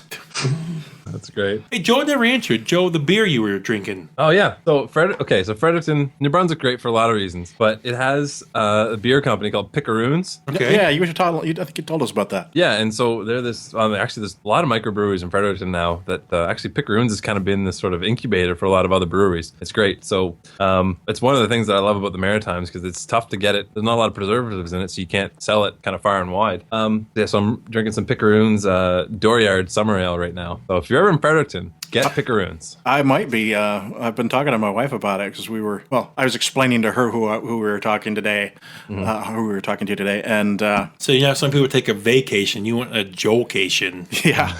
Well, we've been wanting to go up there. My parents took a trip up to Nova Scotia, and it just seems like a metal thing to do to go up through there. And so I think I sort of convinced her that at some point we need to go up through Maine and head over that direction. Well worth it. So Morgan Ryder from the band Vesperia. Is that the shirt you're wearing, That's by the the way? shirt he's wearing. Oh, Yes, I am, yeah. Yeah, I like those guys. I love those Yes. guys. So Morgan and I were in Woods of Ypres together for about 2 weeks. He was going to do some of the shows before, anyway, and so we got to know each other a little bit then. But then he's kind of through a few times doing shows, and I went and saw Vesperia open for Kalma in Moncton, New Brunswick, about a couple months ago, and we kind of reconnected there. And so he just came through for just a vacation in Nova Scotia, and New Brunswick. The big joke is that it's the drive-through province, but so which is I kind of thought that was Calgary. You could, I could do a trivia. We could do like a contest, and it would not have to be on this show, but and say the sentence: "I went and saw Vesperia open for Kelma in Moncton," and then say to a person, "What is this person talking about?" That was the weirdest sentence I've ever heard, dude. Vesperia open for Kelma in Moncton. That's great. Yeah, and so anyway, there's lots of cool spots, and so I mean, one thing you can do is just kind of hop along the Maritimes, and there are a lot of really nifty spots to camp, and a lot of neat natural places to see, and a lot of good beer to drink, and then you can visit me in Fredericton. So Open invite. Yeah. Buke will be there next week. So next one is the band called Psalm Zero and their new album Stranger to Violence. You don't know these guys? Yeah, I picked up their last album. I think it was The Drain, and so I immediately jumped on this when it came out. And it's kind of interesting because it's kind of metal, kind of Depeche Mode. It's the vocals are very like 80s dream pop over like this metal music. It's kind of weird, but it's kind of cool. I like it. Next one is Revocation.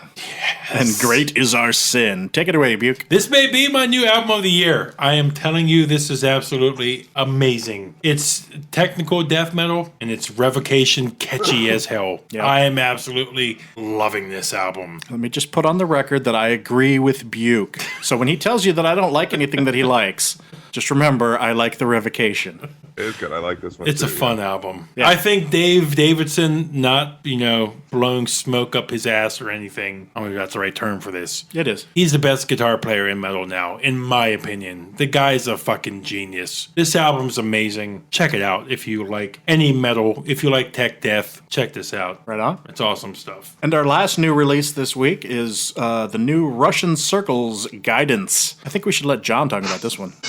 Yeah, it's typical Russian circles. If you like All them, right, I mean, I was sort of not expecting that, but that's all right.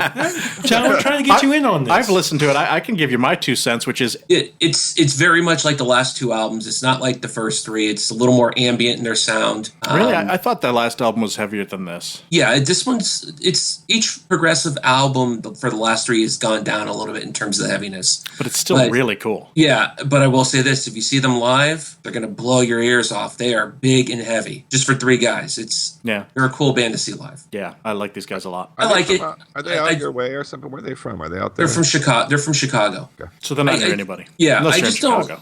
I'm gonna have more listens. I might listen to them as I'm driving up tonight to see another band similar to them up in Baltimore. I'll give it another spin tonight. Oh, So. I wish I was going to that show too. Oh, it's going to be cool. Yeah. I'm going to see If These Trees Can Talk, which is a band from, I think, Akron, Ohio. And I think it's their first time ever in Baltimore. So that'll be kind of cool. Yeah, I think that will be good. So, All right, let's move on to our top 5. What's your topic? What's your topic? What's your this week? That's right, we're doing a top 5 this week because this topic could not be contained in 3 choices. So we had to bump out the walls a little bit and make it a top 5. This is going to be the top 5 metal albums that you would like to have with you stranded on a desert island. Yeah, this wasn't hard. Not really. That was actually sarcasm. This was fucking impossible. But I mean, well, let's get into the meat and see where we're at here. Because Joel, did you put together some lists? Did you? I did. Are you playing Yeah. along? Okay, good. Man, it was difficult. It is. I'm really excited to see what everybody else says because I feel like my list is very generic. And That's as what I our was- guest of honor, Joel, Yep. you go Mine's- first. You're up mine's first, man. generic, I too. get to go first. Jeez, well, between a 5 and there's so many honorable mentions, man. Yeah. I'm just Everything. But when I was looking at this, I looked at it in terms of like, okay, I'm actually on a desert island. What am I going to want? I want to have a little bit of everything, right? So I'm not going to do a whole bunch of one genre. And so number 5, I also wanted a little bit of, have a little bit of fun if you're on a desert island. So I went with Devin Townsend's Ziltoid the Omniscient. What a strange pick. Wow. Awesome. This is going to get weird. Awesome. That's awesome. I mean, it's a perfect pick. It's fine. I just thought like mine like I George's listened to that is album the generic. other day, in fact. Yeah, it's good. Nice. George, I'm generic like you, so I'm not going to. John? Yeah, so okay, my list, half of it's gonna be the typical bands, and I just went with my top 5 metal albums. It was too hard. I could have went the direction Joel went, and I just ended up having a list of like 1,000 records, So I was like, I'm just gonna pick my top 5. So to go really typical and predictable, number 5, Iron Maiden, Number of the Beast. Perfect. I kind of did try to do what Joel did too, which is, though I don't know if people, when my list is complete, or people think that it's all varied, but my number 5 is Black Sabbath Volume 4. Cool. Nice. Sabbath Volume 4. Got to have one of them, and that's probably my favorite one. Now for the real list, bitches. Canadian Zone. Canadians. Canada Zone. 3 Inches of Blood. Advance and Vanquish. Of course. Still one of my all-time favorite albums. I still smile every time I hear it. I think Cam Pipes has one of the best voices in metal. So My number 5 is Canadians' own too. Any guesses what band from Canada I might have on my list? Rush? Of Ypres. Woods of Ypres, Grey Skies and Electric Light. can the fucking suck it? No, let's move on. I'm sorry, I listen to that album all the frickin' time. All right, we're back to Joel with number 4. All right, number 4, I went with Niall's Annihilation of the Wicked. Oh, yeah. Oh, dude, Jay was nice. really liking that one. Yeah. That's my favorite record by them. Dallas too. joined us on the podcast, in fact. Very nice guy. Yeah, we need to get him on again. He's a big, I think I play a lot of video games. He plays a lot of video games. Yeah. Oh, you did friend up with him? Yeah, him and I are friends on Xbox and PlayStation. He plays a lot of Doom. Do you ever talk to him? All the time. Yeah, I gotta get friended up with Buke him. is our resident social butterfly. Yeah, but we had him on, Joel, and he was he was a nice guy to talk to. It's awesome. Which episode was that? It was right before the new record came out, the new Nile record. No, well, we were doing the Narcotic Wasteland album. Yeah, what a strange choice from you, Joel, because talking about your stuff to like a straight hard death metal album, It's just so melodic, and there's so much happening. It is. And it's really intelligent is. stuff. I really like Niall. It is. A lot of people don't get them, but a lot of people do. But when Episode you get 33 is the one with Dallas. 33, Isn't that the album that most people would say is the best Nile album? it's my favorite. God, and that outro is just killer. The way it just there's always these. They don't mess around with those Middle Eastern influences. He can really do that. For lack of a way of putting it. John, So I what's already your, liked. go Sorry, ahead. just one more Nile thing. I already liked the album a lot, like a ton. Then I was in Florida for a bit, and for about a week, and I listened to the album in just suffocating Florida heat, and then I got it. So you can imagine building pyramids and all that. Did you get the new one, and do you like it? I haven't got the new one yet. I didn't know it was It's around. good. It is Yeah, it's good. worth your time. Yeah, it came out a few months ago. It's worth your time. All right, It was John. better than the last one was. cool. Thanks, Jay. John. All right, so you can't have Maiden and then not have Priest on your list, so I'm going to keep going down that route. But I'll be picking a Priest album that maybe only Jay agrees with me on, and that's Stained Class. Same class, yeah. Oh. That's by far Probably my favorite by them. from And the top to big bottom. song off the album is There They're is all no good. probably. Yeah. Yeah, I mean maybe Beyond the Realms of Death. But yes, I mean, the whole album, yes, you'll get my vote on that one, boys. but there are so many other good songs on that album. But it's an album where there aren't a lot of big name hits off of it, which makes it even better, I think. You hear It is that a lot. probably my favorite Priest record at the end of the day. I mean, Exciter, Saints in Hell, Savage. I mean, all that stuff is great. So It's great, yeah. Cool. Jay, number 4. I also kind of want to mention here that one of the things I factored into this was Number of the Beast would have been an obvious one for me. But I don't know if I can listen to that any more times because that's one of the records I've listened to so many times. And that would be almost true of anything on my list. But for whatever reason, these are ones that never get into that category with me. So it doesn't get more generic than this. Led Zeppelin 1. Oh, That's yeah, good. it's still a great album Yeah. after all these love it. years. You know, It so is, yeah. I love that record. Awesome. Buke. I forgot my honorable mention, and it probably will be my number one, but this is a heavy metal podcast, so I can't mention it. Alice in Chains Unplugged would be my number one on the desert island. That works on Okay, the so pod. what's your number 4? Just giving my honorable mention. I could listen to that album a million times over. Between the Buried and Me, the Parallax 2 Oh, yeah. is an amazing album. Amazing. Blows my mind the stuff that they can do as a band. Yeah, that is a killer album. My number 4 is Judas Priest. I had a little trouble deciding, so I sort of went with an either or. Screaming for Vengeance kind of edged out Defenders of the Faith a little bit. Defenders of the Faith is a little bit heavier, I think. Screaming for Vengeance is a little more commercial. I went mostly Screaming for Vengeance because the rest of my list is not particularly, I mean, you could call it commercial, but a little more melodic, let's say. I considered it, No, by the way. Screaming for Vengeance was up for consideration. same here. Same here. I love that album. Yep. All right, back to Joel for number 3. All right. Well, I suppose I should give my honorable mention then. So it's so, like I said, it's so difficult choosing these, but I think it'd have to be either Amon Amarth's With Odin on Our Side. Yes! Oh, That's my favorite! Yes! Yeah, so either that or one of the early Iced Earth albums. But Burnt Offerings. yeah, That's so much good stuff there. But anyway, I figured that if I'm stuck in a desert island, it probably won't be just me. That somebody else will have a few albums, and I imagine that one of those people will have at least Elton John Caribou. What? Yeah, that's good. You're thinking of other people's. I'll have people along, so I'm cool. I don't have to bring that one. See, so Maiden wasn't a bad choice because I'll get something from you guys. That was funny, John.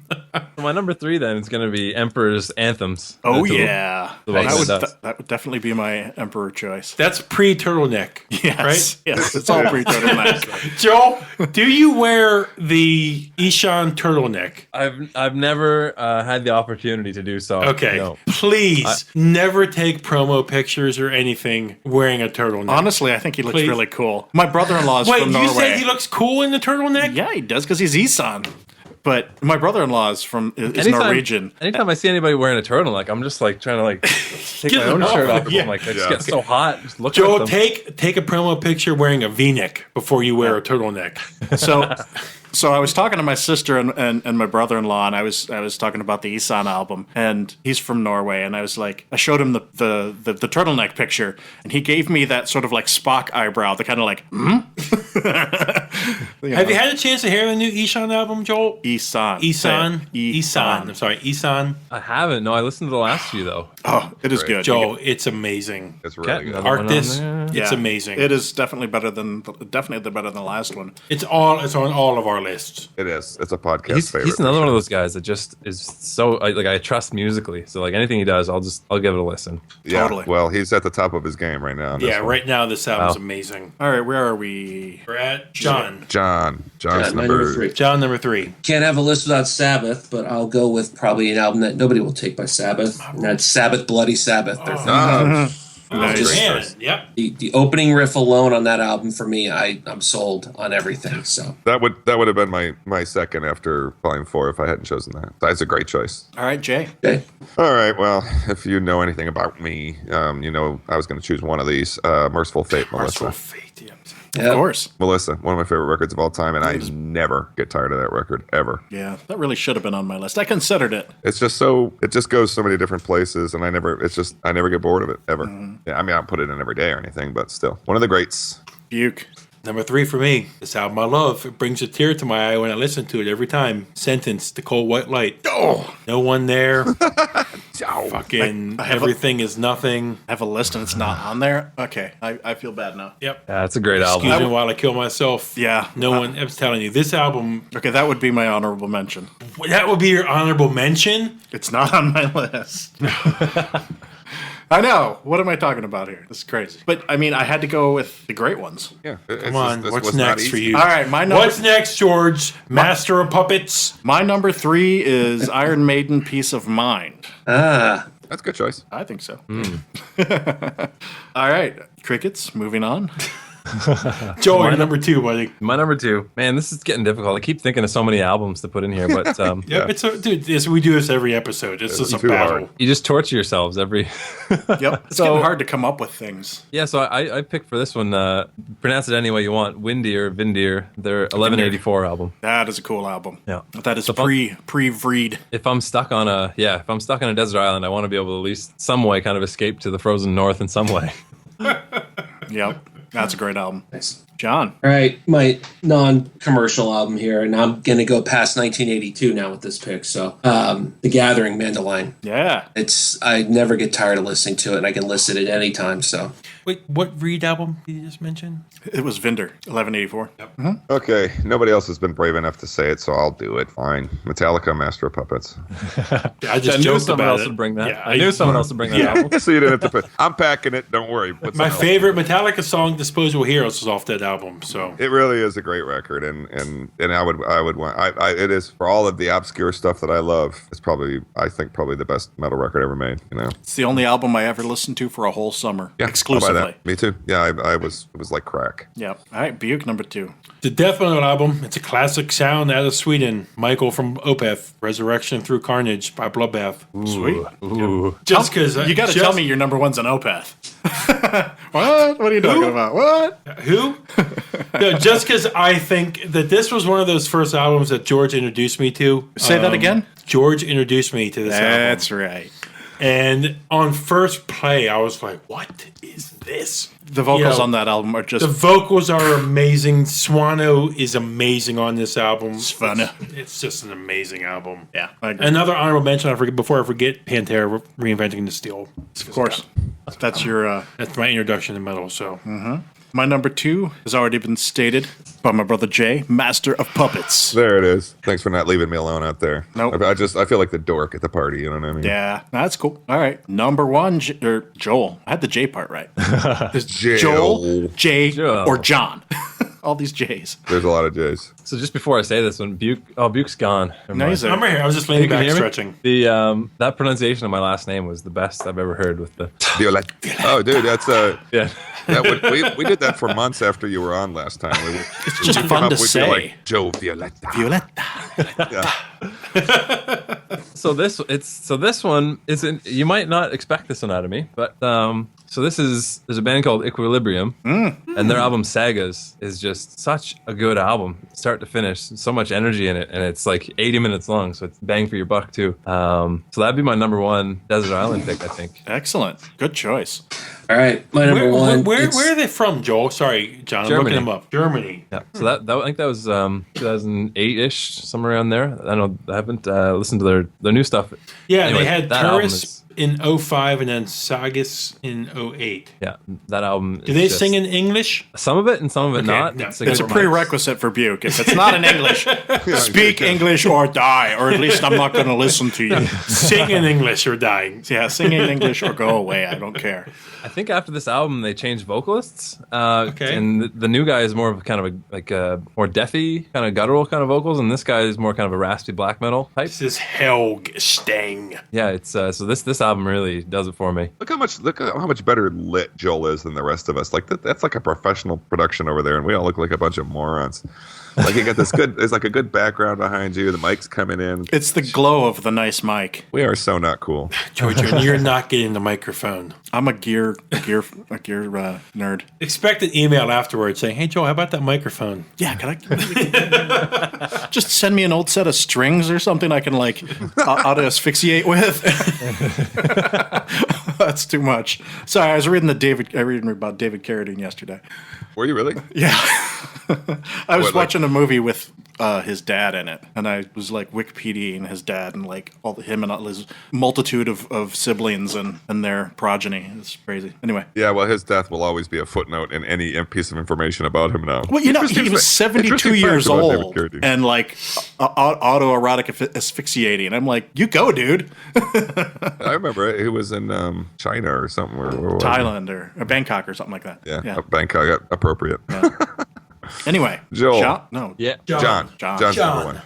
I'm not going to waste any time. Opeth, Still Life. There you go. I think it's their best album. Okay. Nothing comes even Shouldn't close to hear me, and that. we'll leave it at that. Godhead's Lament. I knew someone would bring that album too. You know, the first time I saw Opeth, Didn't they have to played mention it. God's Head off of that, John, and I didn't see them play Godheads for like another 13 times after that first time. Blew me away. Yeah, it's that album from start to finish. is Moonlapse, one big, Vertigo, dense- Face of Melinda. Yeah, the whole thing. I mean, I may not be the number one, You Opeth might not be fan, the Opeth but fan. I think I'm pretty coy with my handle. So just saying.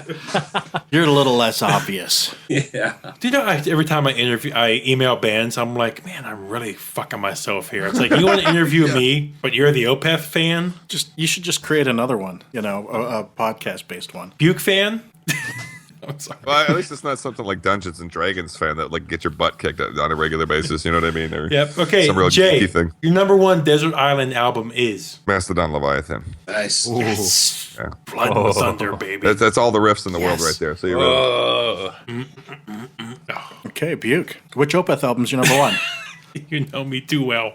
Ghost Reveries. Ghost Reveries. I think it was the height of Opeth hitting everything, just hitting perfect. Yeah. Yep. Right on. So my number one, I cheated. I was looking through their discography, going, "All right, which one is going to be the Black Sabbath album that I choose?" And I was like, "Oh, hey, this Symptoms of the Universe, the original Black Sabbath, 70 through 78, has the first 8 albums on it. I'm going with that one, so I can get all 8 albums in there." But if I have to choose one, I'm going Paranoid.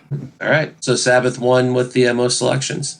Our Oh, did it? our house Yeah. statistician, Yep. just calculated that in his head right there. John, I was keeping tabs. Excellent. All right. No, nobody had my 3 Inches of Blood also on their list? Please. No, please. Vancouver Zone? Please. I like Vancouver, but there's a lot of good bands from Vancouver, actually. All right, why don't we move on to what we're listening to?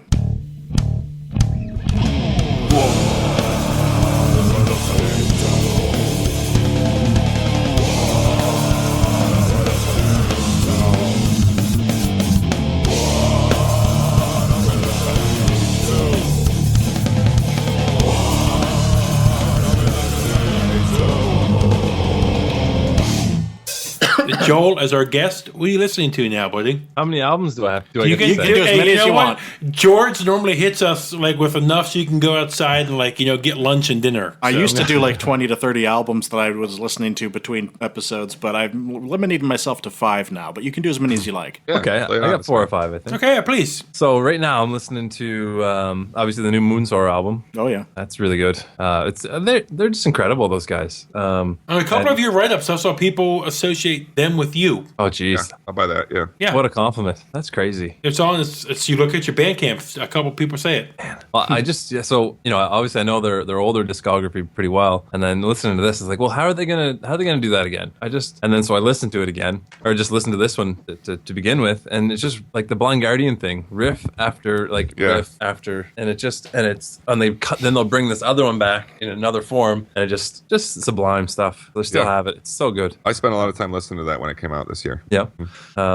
Yeah, it's great stuff. And funny fact, when Kerrang did a little write up on Thrawsunblat after Thrawsunblat 2 came out, because George Garner is a big Woods Thrawsunblat fan. He's one of the guys at Kerrang, and he asked a little 5-question quick facts thing. And he's like, who's your most famous fan? And I was like, oh God, do we have any famous Thrawsunblat fans? I remember that Ville from Moonsorrow emailed me once to tell me that he really liked Woods 5, and I just sat in shock and just didn't move for about an hour.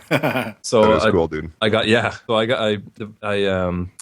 the balls to email him and be like, hey, Ville, here's some Thrawsunblat, my other band, like Kerrang, blah blah blah. Is it okay if we call you you're our most famous fan? And he's like, yeah, okay, it's great stuff. And then so I guess Ville from Moonsorrow was, at least at one point, I don't know if he still is a fan, our most famous fan. He's probably sitting there now going, I liked them back in the day, but now they have totally sold out. Yeah, back when they were cool. Yeah. So listen to that one, and this band called Ozark Tentacles. Yeah. Oh yeah. Oh yeah, Yeah, I they're love new- them. Oh, love that stuff. Yeah, a few like Jurassic Shift. What are the Arborescence? Like those ones, but the new one, Technicians of the Sacred, is what I'm listening to now. Cool. kind of a neo-folk band called Rome. They have a new album out called Coriolan. They've got some really nifty stuff. It's kind of dark, kind of, it's almost like when you're listening to it, you're kind of like listening to like Europe. It's like this kind of dark kind of like soundscape. So they're kind of nifty if you're into that sort of thing. And the other one I'm listening to is a Scottish folk band from the 70s, 80s called Silly Wizard. Don't know that. Their live album called Live Again, and it's really really folky. And there's some really good, obviously there's some good stuff in there, but there's some stuff that even metal fans would probably enjoy too. So I'm gonna check that out. yeah, so that's me for recently. Cool, John. What do you got? Okay, sticking with George's 5 only. Abstract Illusion, Illuminate the Path. It's, something I got from George via Greg, so it's trickled down that far. I don't know how I missed these guys until yesterday, but I listened to the last album, Ancients, Heart of Oak. I just got into them, like I said, literally as I was talking to you, George. Yeah. And I listened to that first album, I was like, fuck, where have I been? Yeah. So give that a good spin. The new Russian Circles, Guidance. Band that I heard you guys talking about the other day, you and Buke, is Harakiri for the Sky, Trauma, the third one, which I liked. Yep. And then a band that I found, because I'm big on the whole kind of late 60s psychedelic, kind of spacey desert rock sound. This band called It's Not Night, It's Space, and the album's called Our Birth Is But Sleep and a Forgetting. It's a fucking great deserty, psychic kind of trip. Yeah, Just- I picked up it's their cool whole stuff. catalog on your recommendation. That's some good stuff. So did I. Same thing. So it's cool. Check it out if you like that sound. What's the album called? It's called Our Birth Is But a Sleep and a Forgetting. Wow. All right, I'm gonna check that one out. Yeah. The title it's on alone, Bandcamp. dude. It's on Bandcamp. It's Not Night, It's Space is the name of the band. Awesome. Yeah. All right. Well, John, what do you got? Wait, sorry, I meant Jay. You mean Will? Yeah, exactly. Yeah. Too many J's. Some mix of everything that I've probably mentioned in the last several episodes, but of note, Oranzi Pazuzu is really stuck in my everything. Yes.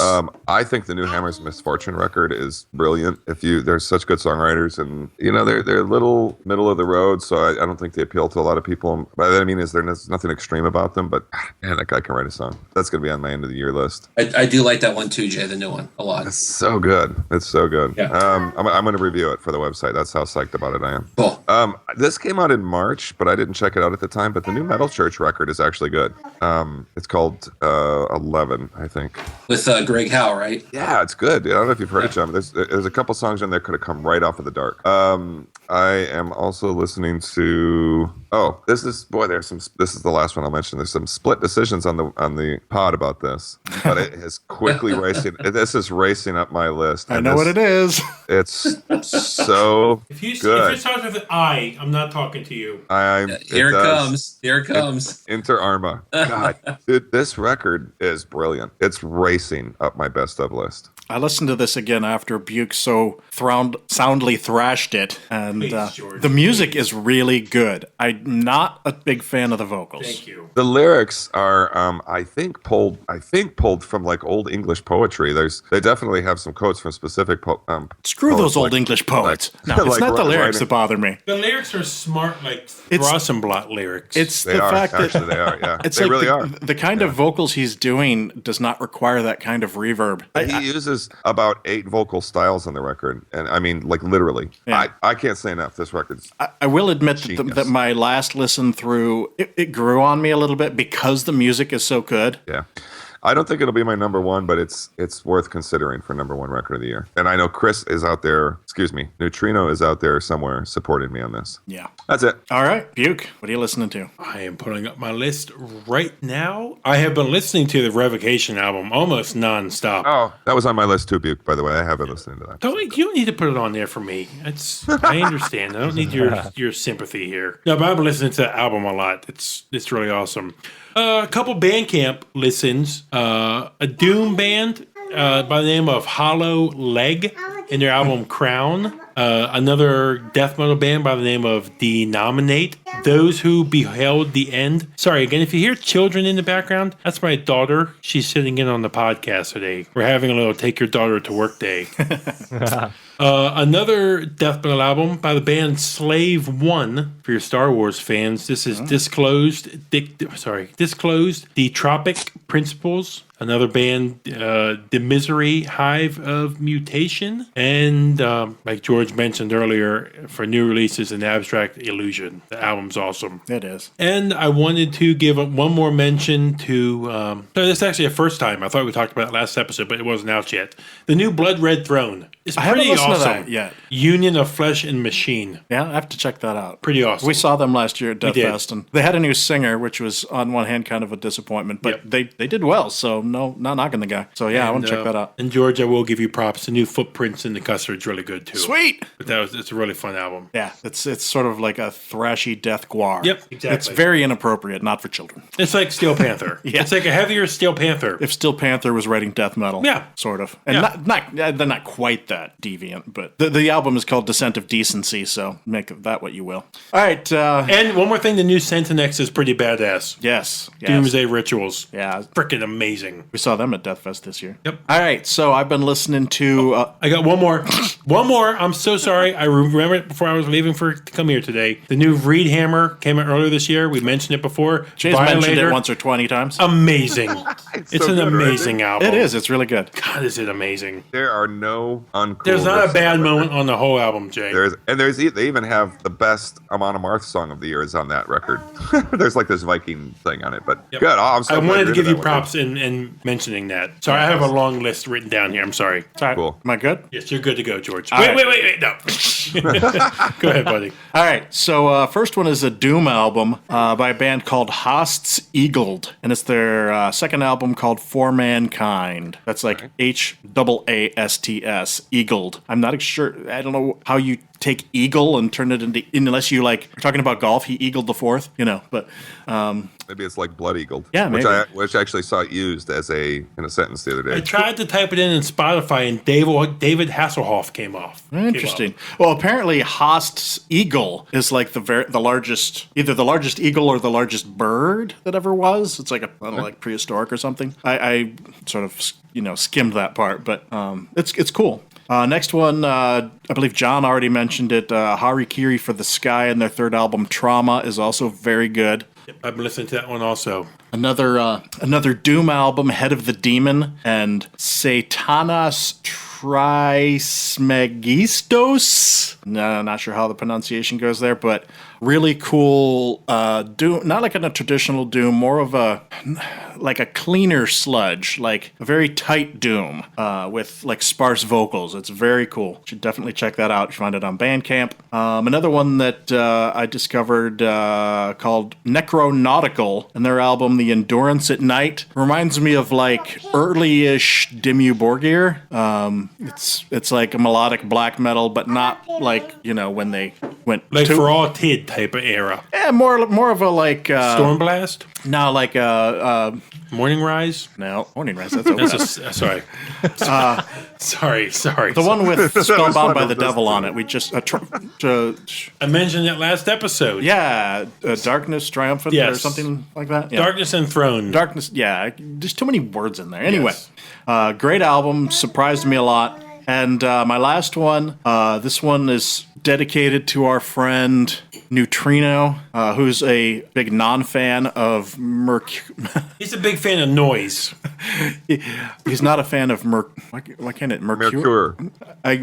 Mercure. Mercure. I Oh, look at that word Buke can say, but you can't. I say it all the how time. does it feel now? too much whiskey. The tables are turned.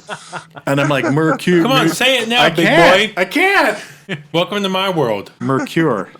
Okay. Anyway, it's basically a one female band, Norwegian band called Sylvain, and her second album, Wistful. It's not really a metal album at all. I mean, there's a little bit. Most of the album is like ambient music with clean vocals over it. It's not metal, but then every once in a while she Mercures out. There, I got it. And she'll just like throw in some harsh vocals and some heavy guitars, and it's kind of interesting, and I really dig it. So I recommend that a lot. Why don't we move on to okay, this is a new section. In the past, we used to do classic albums, but we felt like we were running out of ideas for that. And so we wanted to open up the category a little more. And so now we're calling it personal recommendations. So there's no time limit on it. No time limit. It's just Before we used to do 20 years or Older. later or older. Right. Now this is something from any time period that you just want to recommend. Joel, do you have an album? Sure. Joel, hit him hard. What's that? Hit him hard with something. All right. There's so many friggin' 70s folk prog albums that I'd like to recommend, but I think I'll go for something that, people who like Thrawsunblat might also like. So this album is, I think it's 5 to 10 years old-ish. And it's a black metal album that has a lot of melody, but it's also really fast. And it's Keep of Coalescence Reptilian. Yes. That's a good album. That is a great album. Mm-hmm. Yeah, I like those guys. It was hard keeping that off of the Desert Island list. But. But you good snuck it one. in your way. Yeah. Great album cover, too. All right, John. So I got this from Buke because he had never listened to these guys when we were talking about who we wanted to see at Maryland Death Fest. And I went back and listened to this album a lot recently. And I'm surprised more people don't talk about them. But if you like technical death metal, this is probably one of the first ones. And that's Atheist Piece of Time. Nice. I'm surprised more people don't like Atheist. Maybe it's just because they haven't been around for a long time and they've been sporadic. But I would think if you like technical death, you would want to start there. Definitely. And I will give John credit here. He said about right after Death Fest, Buke, check this out. Frickin' blew me away. Oh, yeah. And as a fan of tech death, I was not familiar with this album. Blew me away start to finish. And I don't think it's their best album. I think Unquestionable Presence is probably their best album, but I just like this one more. Yeah, but you know how some albums take like a track or two to ramp up? As soon as Piece of Time starts, you're hooked on this album. Yeah, so that's my personal recommendation. Excellent. Jay, what do you got? I already made reference to this once today. I don't even remember why, but In Solitude, Sister. If you haven't heard this record, you really need to check it out. It's like a better version of Ghost. If you Yeah, ask that's me. what we were talking about. Yeah. Ghost, which I was talking about that band Puppy. Yeah, that's right. Yeah, and it's just, and I mean, they're no way related. They're not that style of band, but it's that they are musically, they're somewhat stylistically the same in that they, it's sort of that spooky, maybe late '70s hard rocky sound, but it's better than that. I can't do it justice. You really need to check it out. Cover Excellent. alone, go look at the cover. If you've never seen the cover, that ought to make you listen to it as a metalhead. All right, Buke. I'm going to take one. I mean, this is a total edit on the fly because Joel mentioned it earlier. I'm going to reiterate With Odin on Our Side by Amon Amarth. There you go. Please listen to that album. It is one of my favorite albums of all time, and start to finish, it is perfect. Perfect album. Excellent. So that's my That- personal recommendation. I love that album. Incidentally, if you enjoy trail running, that will get you going through a trail pretty quick. It's an amazing album. My album is one that came out last year, and it was the album that got the bump off my end of year list. It was like the first album after my list. It was like number 21. I think we did 20. And so I didn't get to talk about it, and I really wanted to recommend this album. It's a little bit of avant-garde metal, so it may not be for everybody. But the band is called Soulfall, and their album World Metal. Oh, yes. Is that not an awesome album? Yes. Actually, yeah, I dabbled in writing some reviews there last year, and I did a review of that one. Such a great album. Wait, where do you do reviews at? Oh, it's this little website called quirksandquiddities.ca. Okay. You can do reviews Yeah, for you us. want to do reviews for We Are Metalheads? Well, maybe. Yeah. Let's work it out. I did a review for that one. Did a review for this band called the Helix Nebula. You ever listen to them? No, but I'm what's adding that them like? to Spotify right now. Yes. The Helix Joel, that's Nebula. instrumental album band, Meridian. right? Yeah. From Australia. They're good. Yeah, they're album John, Meridian. can you get out of here with your knowledge and hitting it off with Joel, please? Buke is Hey, jealous. As soon as he had me at 70s Prague. And I did one for a little shout out to a New Brunswick band called Zaum, Z-A-U-M. Anybody listen to them at all? Yeah, you recommended them on the last episode, and I dug it. I picked it up on Bandcamp. So their album Oracles. I did a little review for that. Yeah, That's a great album. Yeah. I didn't know Canadians use Z for Z. That's news to me. I mean, that's an English thing. Oh, I just said Z. First thing. Okay, I was worried that I said Z. Sometimes I've been accused of doing the American version of things because I was in America Right. for a little while. No, you said it. That was a close call. I Hey, didn't know Joel, that was, how I is didn't know the that was Helix habit. Yeah. Nebula Meridian album? Is it the same vibe? What's that? Meridian is the album. Yeah. Okay, sorry, it came out in 2014. I thought you said it came out last year. That was me. Yeah. I'm sorry, George. Yeah, if you ever want to write anything, we'll post it. Okay. Yes, we will post it in a second. That's Bree. Bree's recommendation is YouTube Colored Bus. Oh, Wheels on a Bus. Yeah, Wheels on the bus go round Yeah, okay. and round. So that's what a 2-year-old's listening to right now in 2016. She looked at me when I did that. She's like, that's my song. That's my jam. You say stop. George, seriously? Wheels on the bus go round You and say round. seriously, George? Seriously? Seriously. Oh yeah, she does. She has got this S thing where Okay. she sounds Anyway. like Matt. All right. Let's move on to purchases, vinyl or otherwise.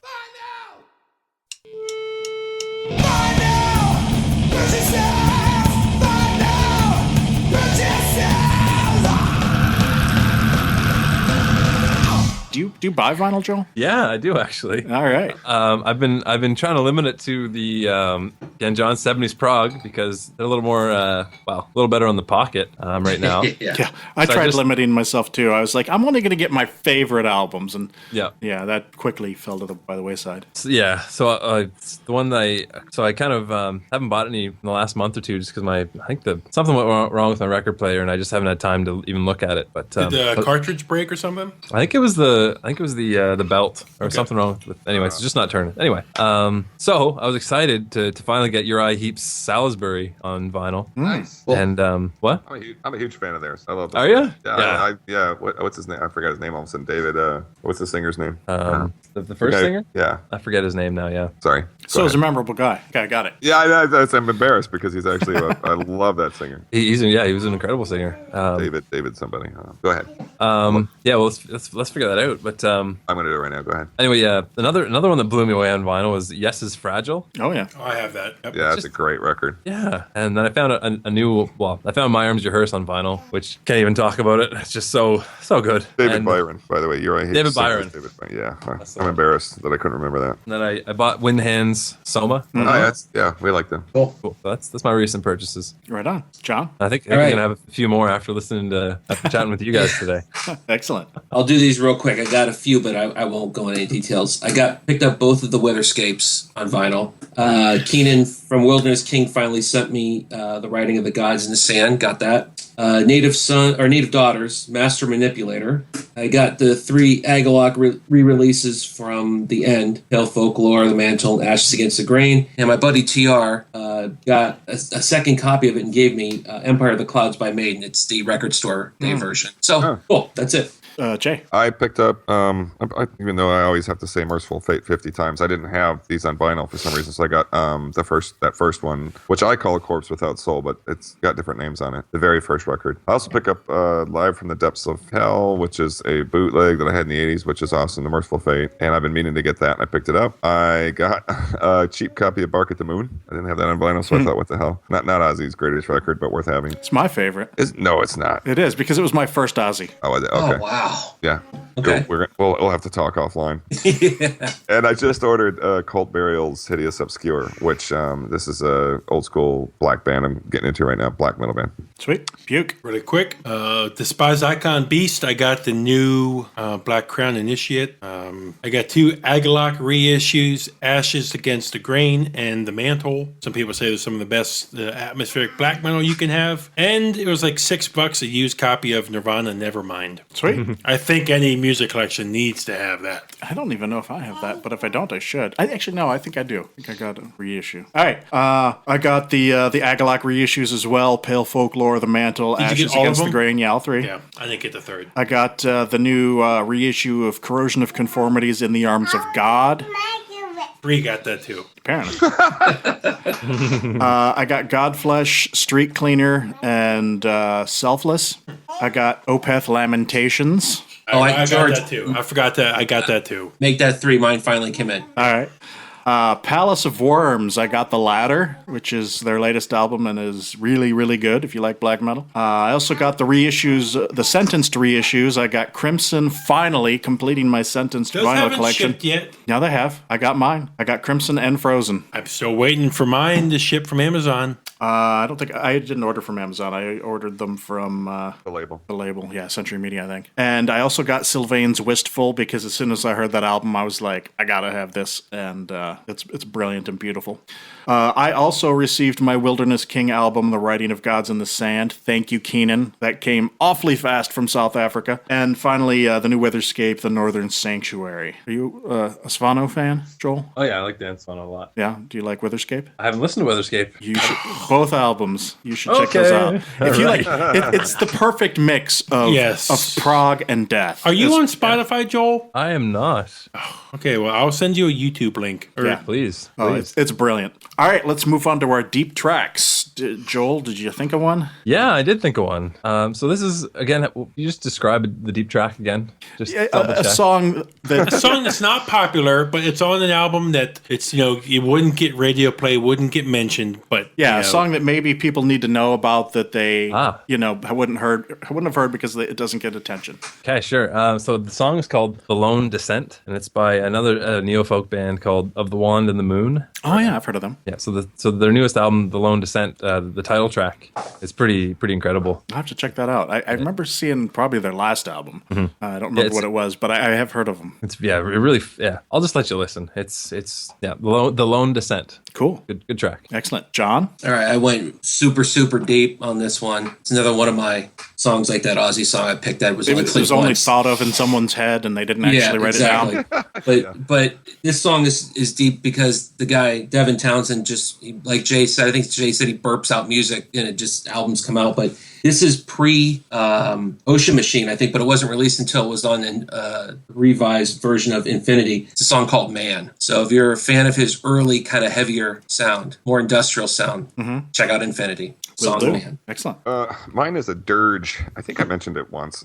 Dirge for November? No, a dirge. It's High on Fire's Blessed Black Wings record. One of my favorite High on Fire songs of all time, but it's not like an obvious High on Fire song, and it's called Brother in the Wind. Okay. Nice. Yeah. I'll have to give that a listen. Yeah, it's just I great. love deep tracks because all of us were so like, Yeah, what? Crickets? Yeah, because it's deep. Yeah. It's so deep, but none of us really know it. But mine, probably everyone here will know it.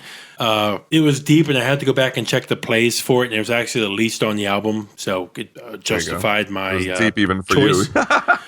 Black Sabbath, Falling Off the Edge of the Earth. Oh, yeah. A great Right song. on. Great tune. Amazing song off of Mob Rules. Yeah. And almost the definition of a deep track because it's so good. People should know that. People should know that song. Yep. That's funny because my deep track is also a Black Sabbath tune, but it is from Master of Reality, and it is Solitude. Nice. Dude. Yeah, I forgot about that song. Yeah. I love that song. That's It's a so good one. it's pretty. You know that Sabaton? Do you remember that?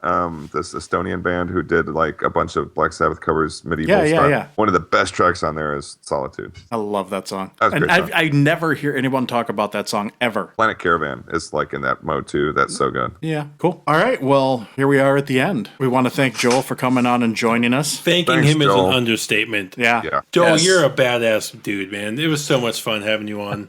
Yeah. Greatly Uh, appreciate it, It's dude. been so much fun hanging out with you guys here. I really appreciate you asking me on. It's a blast every time. You're welcome anytime. You don't have to write a new album to get on here.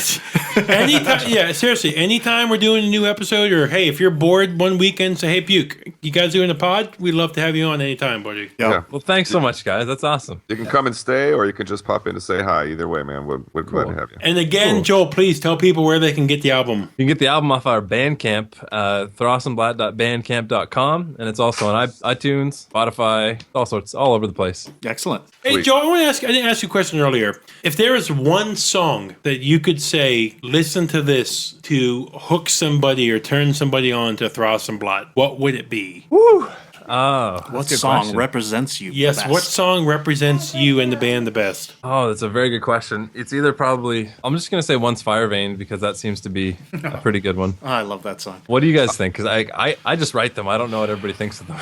I think it should be Aqualung by Jethro Tull.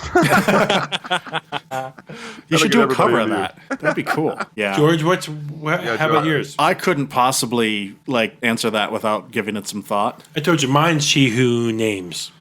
I would say that the new album, the first 3 songs are probably my favorite. Yep, by far. But that is not to diminish the other 3 in any way. No, that's good. It means I picked them in the right order then. That's good. Yeah. And I mean, how do you pick your favorite children? I don't know. They're not even my children. How do you pick, your favorite of somebody else's children? Again, hey, John, Jay, Joel, you guys spent a couple hours with us on your Sunday here. Everybody's day off. They're the J Club. Yep. So, hey, thank you, gentlemen, truly. Thank Actually, you you're on guys. that, George, Thank too. you. You have a J sound, George, so that's close enough. Thanks and, again. And Jay gets the added benefit of it being his name as well as the name of the club. So he feels like he's the chairman of the J Do you Club. remember when Homer Simpson finally found out his middle name? It was like and he'd always wondered, and he found his mother, and his name is Homer J. Simpson, and they found it out. And his middle name was actually J-A-Y. So it didn't change anything. It was just Homer. Nice. It's like I finally know who I am. I'm Homer J. Simpson. All right. Well, before we go, make sure to check us out on SoundCloud. We're on Facebook. You can find us on Twitter. I am Disciple OV Metal. I'm the Opeth fan. John is Weight Cluster 69 And you are. at Catatonic J. Joel, you're on social media, but you said not often, so it's a rarity. At Beware the Joel. Joel must check his Twitter. Try and be- your luck. Yeah. Joel must check his Twitter and be like, shit, all these mentions? Well, I check it every once, like about a month, or anytime someone says the word Twitter in a sentence, I'll I'll check. But other than that, I kind of forget. So I'm there if you send me a message. Excellent. We're also on YouTube. You can find us at Stitcher, and we are SoundCloud. metalheads.com. And I ask, please tell a friend, spread the word. Any site that you can leave a review, just leave something for us if you want, good or bad. Yeah, our iTunes reviews have stagnated, but I don't know if anybody listens on iTunes. I don't think so. And probably not anymore, yeah. So thanks, everybody. Yep. We will talk to you next time. We are See out ya. of here. All right. Yeah, thank ya. you.